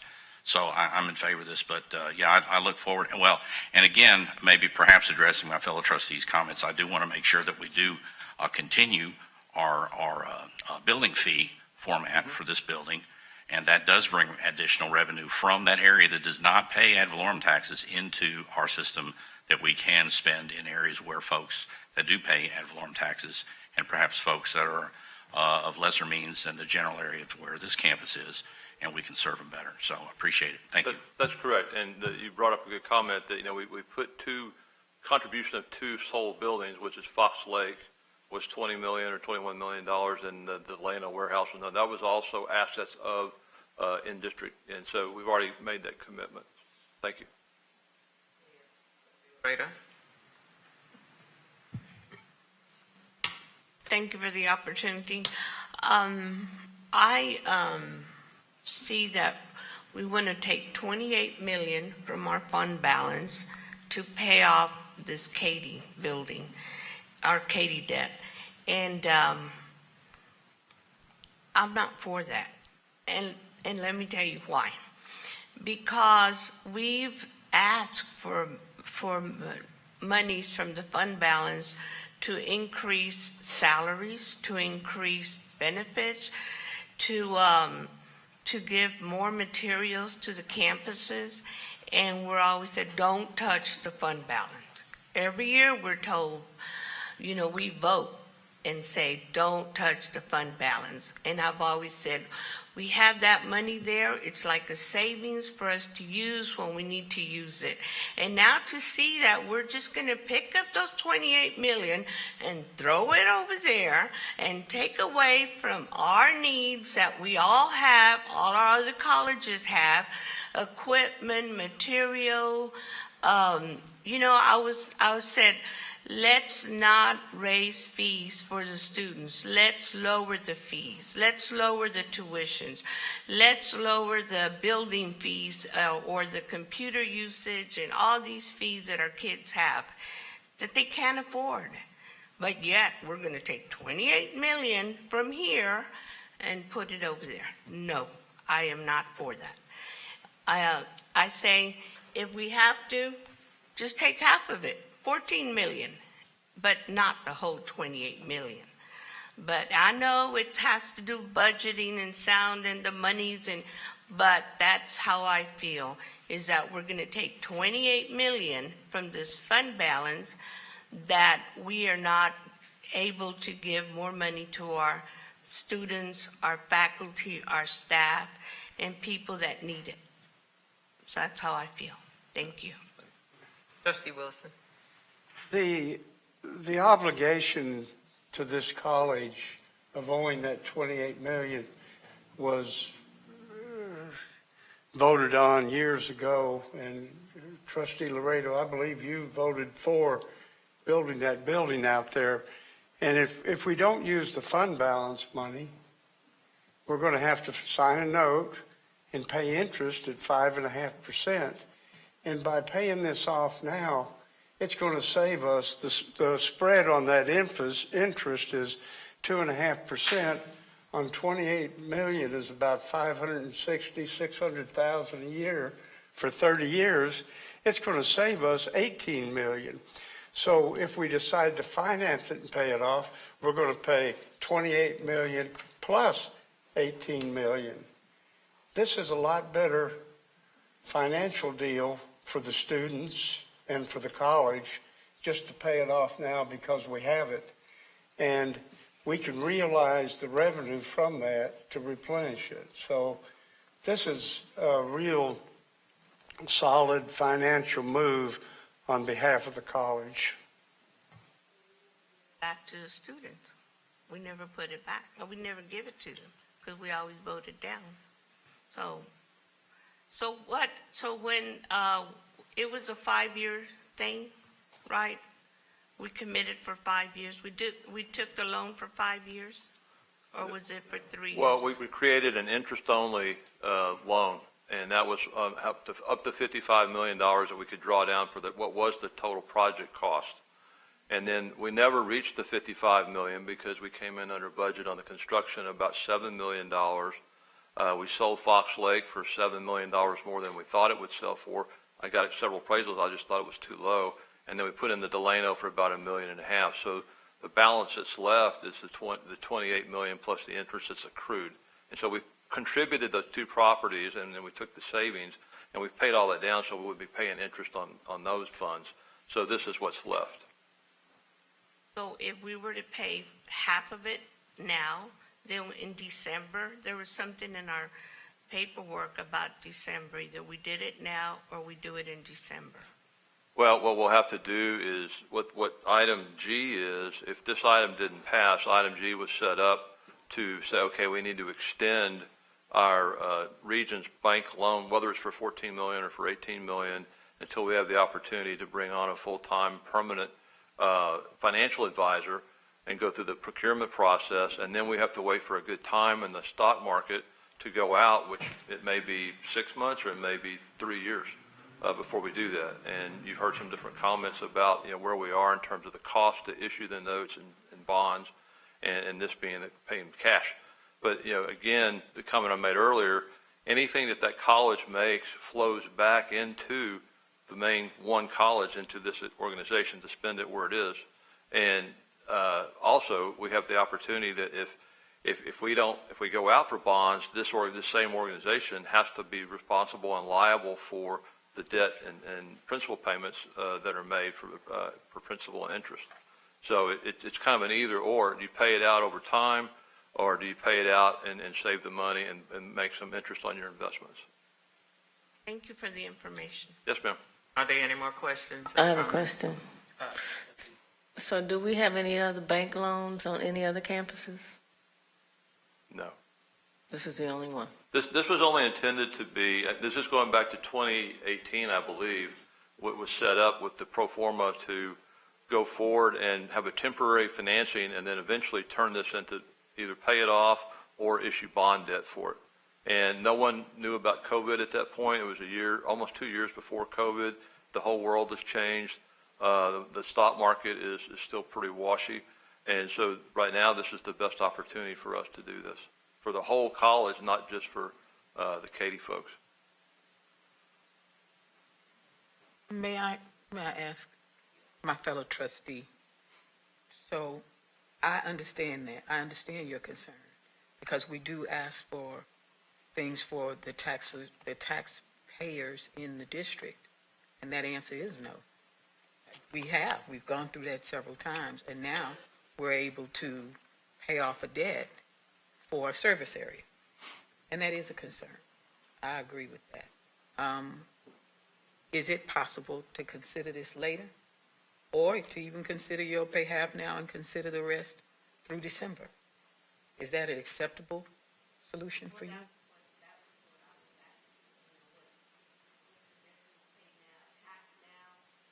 Paid half now and then the other half, because also we're waiting to see what the state's portion is going to be in September. We don't know what the state's portion is going to be, how much we're going to get back. So that's my thought. Answer, go ahead. As you heard earlier, we're meeting with rating agencies coming up, and we went through some deep thought in bringing this forward as a recommendation. We work with our bond counsel, we work with our financial advisor. So this recommendation is not made lightly. What the trustees are saying in regards to the the taxpayer, the fund balance being built primarily by taxpayer money, I think is an important issue, but it's a separate issue from the debt service. When we started this project, we intended to go out for bonds. We didn't know that we were going to come in significantly under budget. We didn't know that we were going to get significantly more for those two properties, or one, a Fox Lake, than we had planned. So we didn't intend with ending up such a small balance. And that's those good things that happened to us are causing this difficult decision. But those are good things, and we continue the building use fee. Those revenues will continue to come in from now forward when this gets implemented in the spring. So the revenues will be there, and this has nothing to do with what the state funds in terms of the operating budget.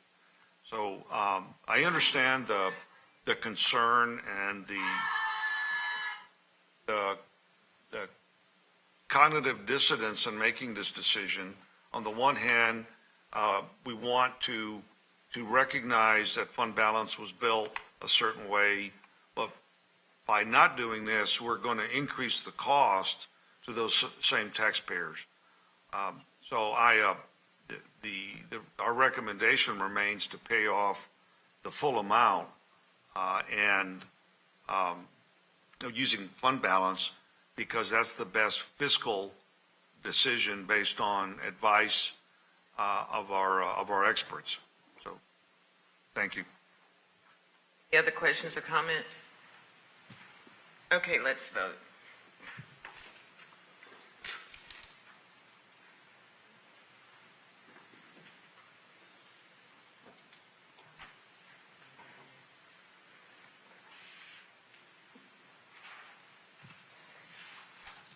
Sharon, that's yes for me. Receive. Voting has concluded. Well, not quite. Dr. Flowers.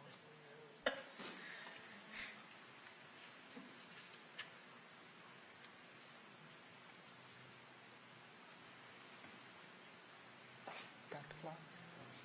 She's not saying it on her computer.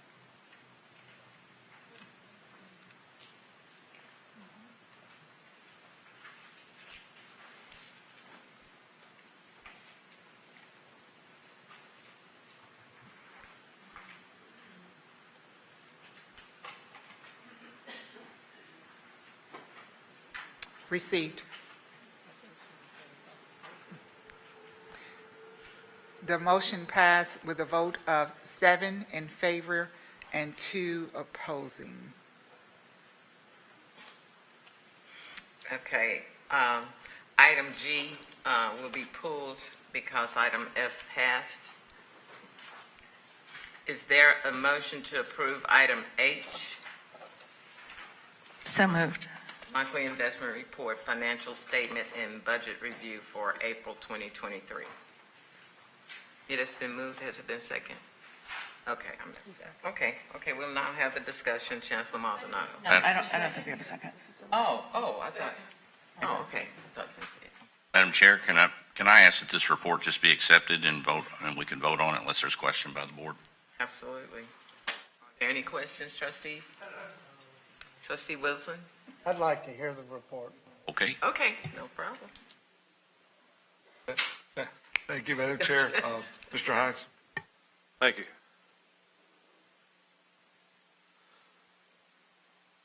So it's my pleasure today to give you this report, and as I mentioned in our earlier board agenda items, that we're in a very strong and enviable place. A lot of organizations, a lot of colleges are struggling, other industries.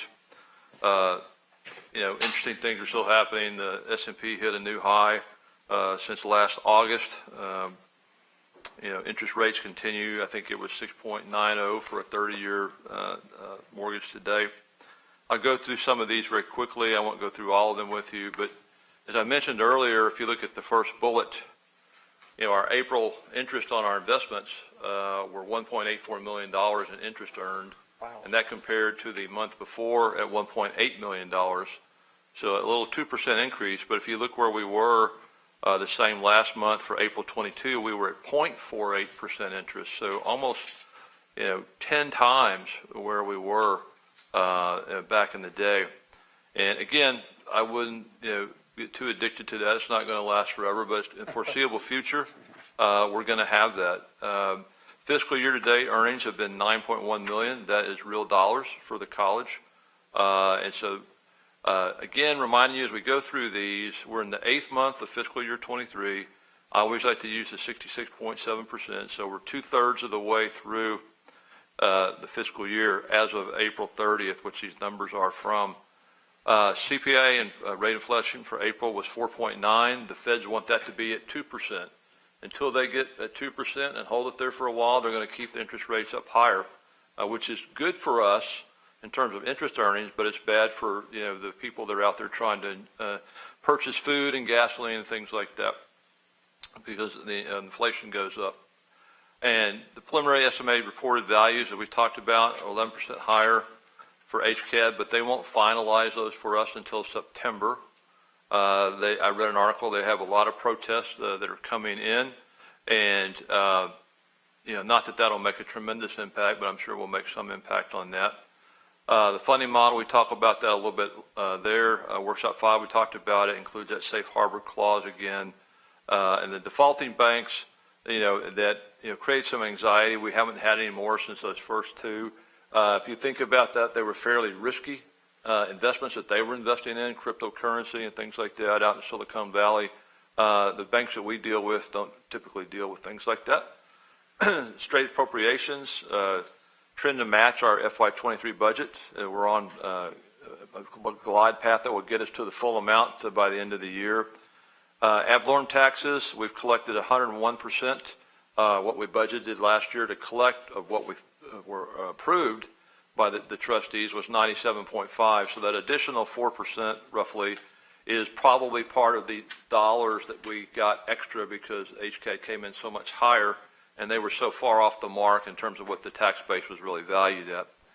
And then if you go look at the Texas legislature, you see about the voting there. We've talked about that. I won't go too deep into that.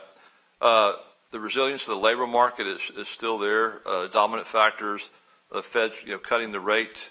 The more ominous the economy is, the debt ceiling problem has gone away now since we prepared this report. In the green there, preparing budget amendment recommendation that you'll see in August. And to those of you that just voted on the item to pay off the $28 million debt, there is included in that a lot of items for district projects. In fact, they're all district projects. And you'll see that in August, and you'll see it earlier, obviously, than that.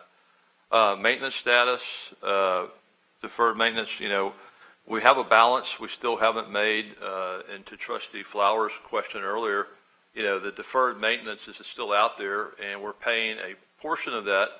But if we will look at how we deal with our real estate assets, and we will look at other things like operating hours and even the days of the week, those type of things, there's alternatives in selling it, like the retail center coming down. I think that had about $10 million or $12 million or 14, whatever the number was, that was associated with deferred maintenance. So that knocked it off our balance. When we sold Fox Lake, that was $15 million of deferred maintenance. And those type of some of our older buildings, we need to really kind of talk about this. I mentioned this at the last meeting about the four-legged stool, and I enjoyed the crutch comment, so that was appreciated. HERF is now publishing the extension. We're hoping to wrap up all those projects that are outlined there that you approved, but because of supply chain problems we're running into, it's getting really close to the end of the day to pay off the HERF loans and use them and transfer them to financial aid. So we may not finish every project 100%, but we're going to be really close. And the ones that are important to me the most are the online. And then with this new security and safety program, we're using some of this money to get the new police cars, help with our camera situation, and those type of deals. And then all the professional development for our faculty and staff, about $4 million is being spent. That's 10 times what their normal annual amount is. So they should be really developed and professional by the time this fiscal year ends, more than they were before, and we'll be in really good shape there. down below that, we've got a project we're working on at one of the colleges for HERF MSI, which is a different bucket. And the feds are unfortunately very slow going back and forth with the paperwork. So we're waiting for that approval, and we're waiting for an extension, because without the extension, we can't undertake it. So if we don't get it next week sometime, we're going to have to make a call and pay that over to financial aid so we don't lose that money. And then approximately $3.5 million we might have able to get an additional extension on that. And that's not for the operating balance, that's for projects. The recovering 1.7 I mentioned earlier, that was another positive thing that we were able to dig around and find and make happen. It's good for the students, but it's also good for our balance sheet. It's good for our financial fund balance, and it's good for our revenue statement. The lost revenue, about $5 million, is the only thing we're really getting this year, plus the 1.7 I just mentioned. You're looking at, I did the calculations on it, probably about $120 million of our HERF money will be given to the students by the end of June 30th. We weren't required to do that. The college chose to do that. The Board of Trustees supported that. But, each child and student, kid was able to get up to $1,000. So that's really about 120,000 students that we were able to help out. So if you look at the magnitude of what's been done over the last 2.5 years during the COVID and with this opportunity, we gave the bulk of our money to the students. And then the others, we used to help balance and get rid of COVID. State appropriations, again, we're at 62.1%. Tuition fees collected to date are about 99.5% of budget. But again, this is back in April, and we haven't even hit the income and student tuition fees from the summer session yet. So we'll be moving forward on that. Just want to go through a couple items here. So we have no tuition fee rate increases for the new budget. We're also the lowest tax rate. We've got a lot of things going for us, and as I mentioned earlier, we're doing a lot of good for the community. We're continuing our Huron assessments and reports. We've got the HISD turmoil, so that creates a little difficulty with trying to communicate with them about MOUs, but the Chancellor and I and several other people have talked about that and are working on it. Actual expenses, we're at 62% roughly, and so we're correlating just under the 66.7%. Then you look at actual salaries, we're at $139 million, again at 63%, almost at the 66.7 budget. We still have a hiring chill on. It's a difficult market for hiring. Personally, in some of the areas in the searches I've been involved with, we've had to do some of them 1 or 2 or 3 times, and a lot of people are walking away because the money's not where it's supposed to be, or they're closing out their search before we even get to them. So the market here in Houston is robust, especially for financial people, for legal people, and talent engagement people. There's certain classes that everybody wants to hire right now. Administration released the $10 million for deferred maintenance. We have 60 projects under process right now, both deferred maintenance and capital projects. I did want to show you a couple things and point this out back in the exhibit here. So when we talk about unrestricted revenues, you see where we are here, and on page 11, you go to that. And so if you look at other local income, you see that huge percentage there of 798.5% above budget. So that's impressive. Again, that's not everybody's genius here. It's just because the rates are what they are. But we're taking advantage of that. And I also wanted to point out the grant revenue, HERF funds. You see only the $5 million year to date. Now there'll be $1.7 million added to that. So that's a very small percentage of what we've made over the last 2 years on HERF. And everything else pretty much falls in line with where we are in terms of the year, except for the taxes. Then we go to the expenses. There's been a lot of questions about the expenses, and sometimes I'm concerned about it. But I'll pick on utilities, for example, right in the middle. It wasn't that long ago, we were at about $1 million in utilities. And utilities are seasonal. If it's very cold or if it's very hot, which we're going into the hot season, which we all enjoy, you're seeing this number bump up now already. We've gone to 5.2, so we're right on schedule with 63%. But the summer will chew up more, and so we'll hit our budget probably before the year end. And then you look at maintenance repairs, we're still holding true to where we were because that's the last source we're going to right now in terms of that. And then you look at other things like marketing costs. I talked to Ramel the other day, and you see he's still at 31.4%, but I believe he said he told me he signed $1 million PO, so that'll bump that 1.16 million that's year to date up to 2.16. And so we'll get to that, marketing costs, and all that money's not going to waste, and it's working. And then I wanted to show you, this is what I mentioned earlier. This is the COVID chart that shows us everything about HERF. The student aid, this slide is not updated yet, but you've got 107, but like I mentioned, we're going to end at about 120 for student aid. COVID operation, though, just to remind you what that was to help us buy all the supplies and the masks and hire the screeners and all the think about what happened in just 2.5 years ago, what we were doing. That we got reimbursed for that, but those were extraordinary operating expenses. Those were not things that were in our budget. They were thrown in our face, and they said, you have to deal with this. You have to pay for this. And we were fortunate enough to convert that and recover all the money that we have and kept track of it. And then I'll skip to the lost revenue.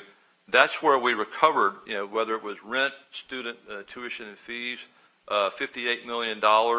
And then this COVID projects is currently at 3.85. I expect to end somewhere around $20 million. And it'll all fall in place before the end of this fiscal year. And again, June 30th is the cutoff, and the money won't be spent. So you see a total year-to-date of 195, but you see the bulk of it being spent in fiscal 2020. If you go across now, you'll see 16 million in 2020, 71 million in 21, 88 in 22. Last year it dropped to 20, and this year, we're going to have maybe zero unless something happens with a HERF project rather. But so I'll stop right there. Thank you for your time. I do. Thank you for the information. In the event that the money is not spent in the areas that you say, and that you're going to put it in for student funding, how and when will these students know that this money is available and to look for? Because I've been telling them, keep an eye on it and look for it and order your materials or pay for your classes, and some of them have been able to up Yes. till December. So now so when do you think that it's going to kick in? We've been, I mentioned every month kind of where we are, and as we see how we're kind of winding it down, last meeting I mentioned that we were transferring $3 million over at the last month, and so that went over in there, and they're going through that money now. This month we'll probably, maybe next week transfer another $3 or $4 million over there, and then finally another $3 million. So probably, if you're looking to tell your constituents in your community or your friends, I would say that you start checking in now, because I don't think they've gone through all the money we gave them yet, and then they'll have money hitting in the end of June or middle of June, and that money will be there. So this money can be used now, or can it be used for their fall tuition? They can register now for fall, and each student can get up to $1,000. Okay. And they can spend, the deal with that is, we've talked about, there's no constraints on it. They can spend that on whatever they want to. So if they use it for enrollment, great. We haven't seen that reflected, though. If they use it to fix their car, if that's something they need, it's an economic stimulus program, really.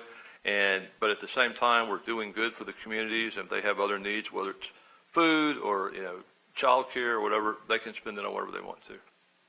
That's very, very needed right now, so thank you. Sure. I didn't know that part, so I was just telling them to use it for either software or books or Sure. their tuition. But now, okay, thank you. Okay, Trustee. Page 4, the HERF capital projects in progress. You have a bulleted list. We know that we did the police car replacement. Is that completed? I'm sorry, I can't hear you. The police car replacement, is that completed? Yes, we have spent, let me find that one. So we're at 1.7. I think there's the last chart I saw had 200,000 left, and they were working on updating the older cars that we couldn't buy the new ones for. But we did receive, I think it was 24 brand new vehicles, and we're rehabbing the other ones. And then the ones that we replaced, we now will auction off, and that money will go back into the till. So the ones that we did not retrofit, we're auctioning off? Yes. How many is that? It should equal the number that I think it was 24 that were purchased. So we'll auction off 24? Whatever the number is. Is Chief still here? No, he's not here. I think the number was 24 that we purchased new. So we need to see a report on that. We know we purchased 24, but how many did we retrofit and how many did we not retrofit that we're going to auction off so that we can understand what that cash value is going to look like. The system porous furniture and carpet replacement, how many campuses did that happen on? I can't answer the exact details on that. I know that we are up around $2 million of expenditure, but the directions were that any chair that needed to be replaced that had cloth or worn furniture in it, we had an architectural firm go around and actually count the number of chairs. And not only chairs, but couches and anything that was not, that you couldn't sanitize. So it had to be a non-porous surface. And so all of those should be replaced. No, they're not. That's why I'm asking the question. So I don't know where they were going, but we'd like to see that list by campus, by district, and by campus, because that's not happened. Not in District 9. Okay, it may and not. I did send that information to you. Thank you. That may not have come out there yet. And also, like I mentioned earlier, we're having supply chain problems, and I would probably have to guess that getting furniture that's made outside the United States with plastic is probably hard to get. We're not buying American? Some of it is, we go with low bidder, and we don't have a requirement to buy American. Okay, so our digital access labs, what's the status of that? the digital access labs, we're going to make the June 30th completion date on those, and they're coming in under budget, and so we'll have those in place. And the digital libraries, what's the status on that? Well, we've got the online teaching studios and the digital access labs. Those are both in the same condition. So, I mean, they're both going to be finished. Okay. And if you will tell the board where they are, so each board member can visit the sites that have been, that have these items added to their campuses. Because we do need to know, campus security cameras and monitors, where did that go? It's $1.7 million, so. So back to your, before I go into that one, we'll have to send you, I don't have all this memorized, so we'll have to send you that in a TI, and then Sharon will capture that, and we'll get you all the list of where everything is, and distribute obviously to the whole board. And how are we servicing our students? Well, I see we have a replacement person for the vice chancellor. Hi, good to see you. So we need to know what student services projects are for $800,000. What does that look like? Is it an online system? Is it a physical system? If That it's is a system, Sean where is Tate, it? she left. So. She's gone, yeah. Can you speak to it? All right. So if we can have some detail on these, we need to know and understand, because I did send you the information about the porous furniture and the carpet replacement in one campus, and nothing was done.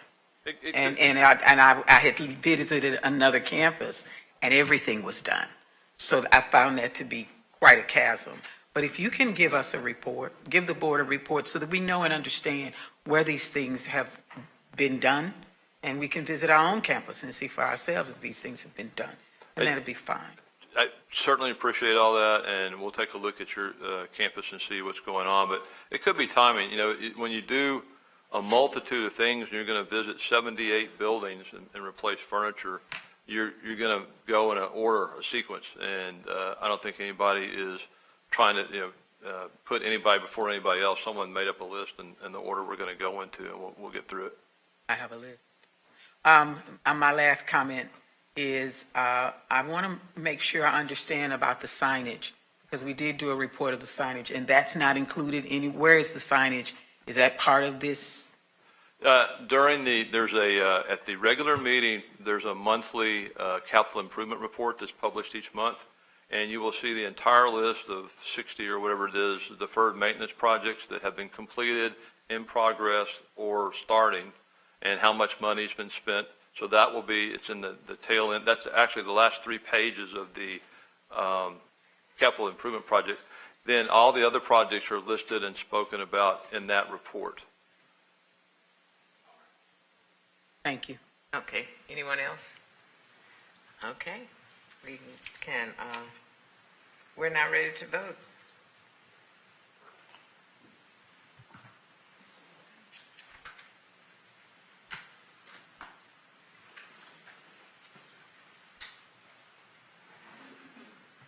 Concluded. The motion passed with a vote of 8-0.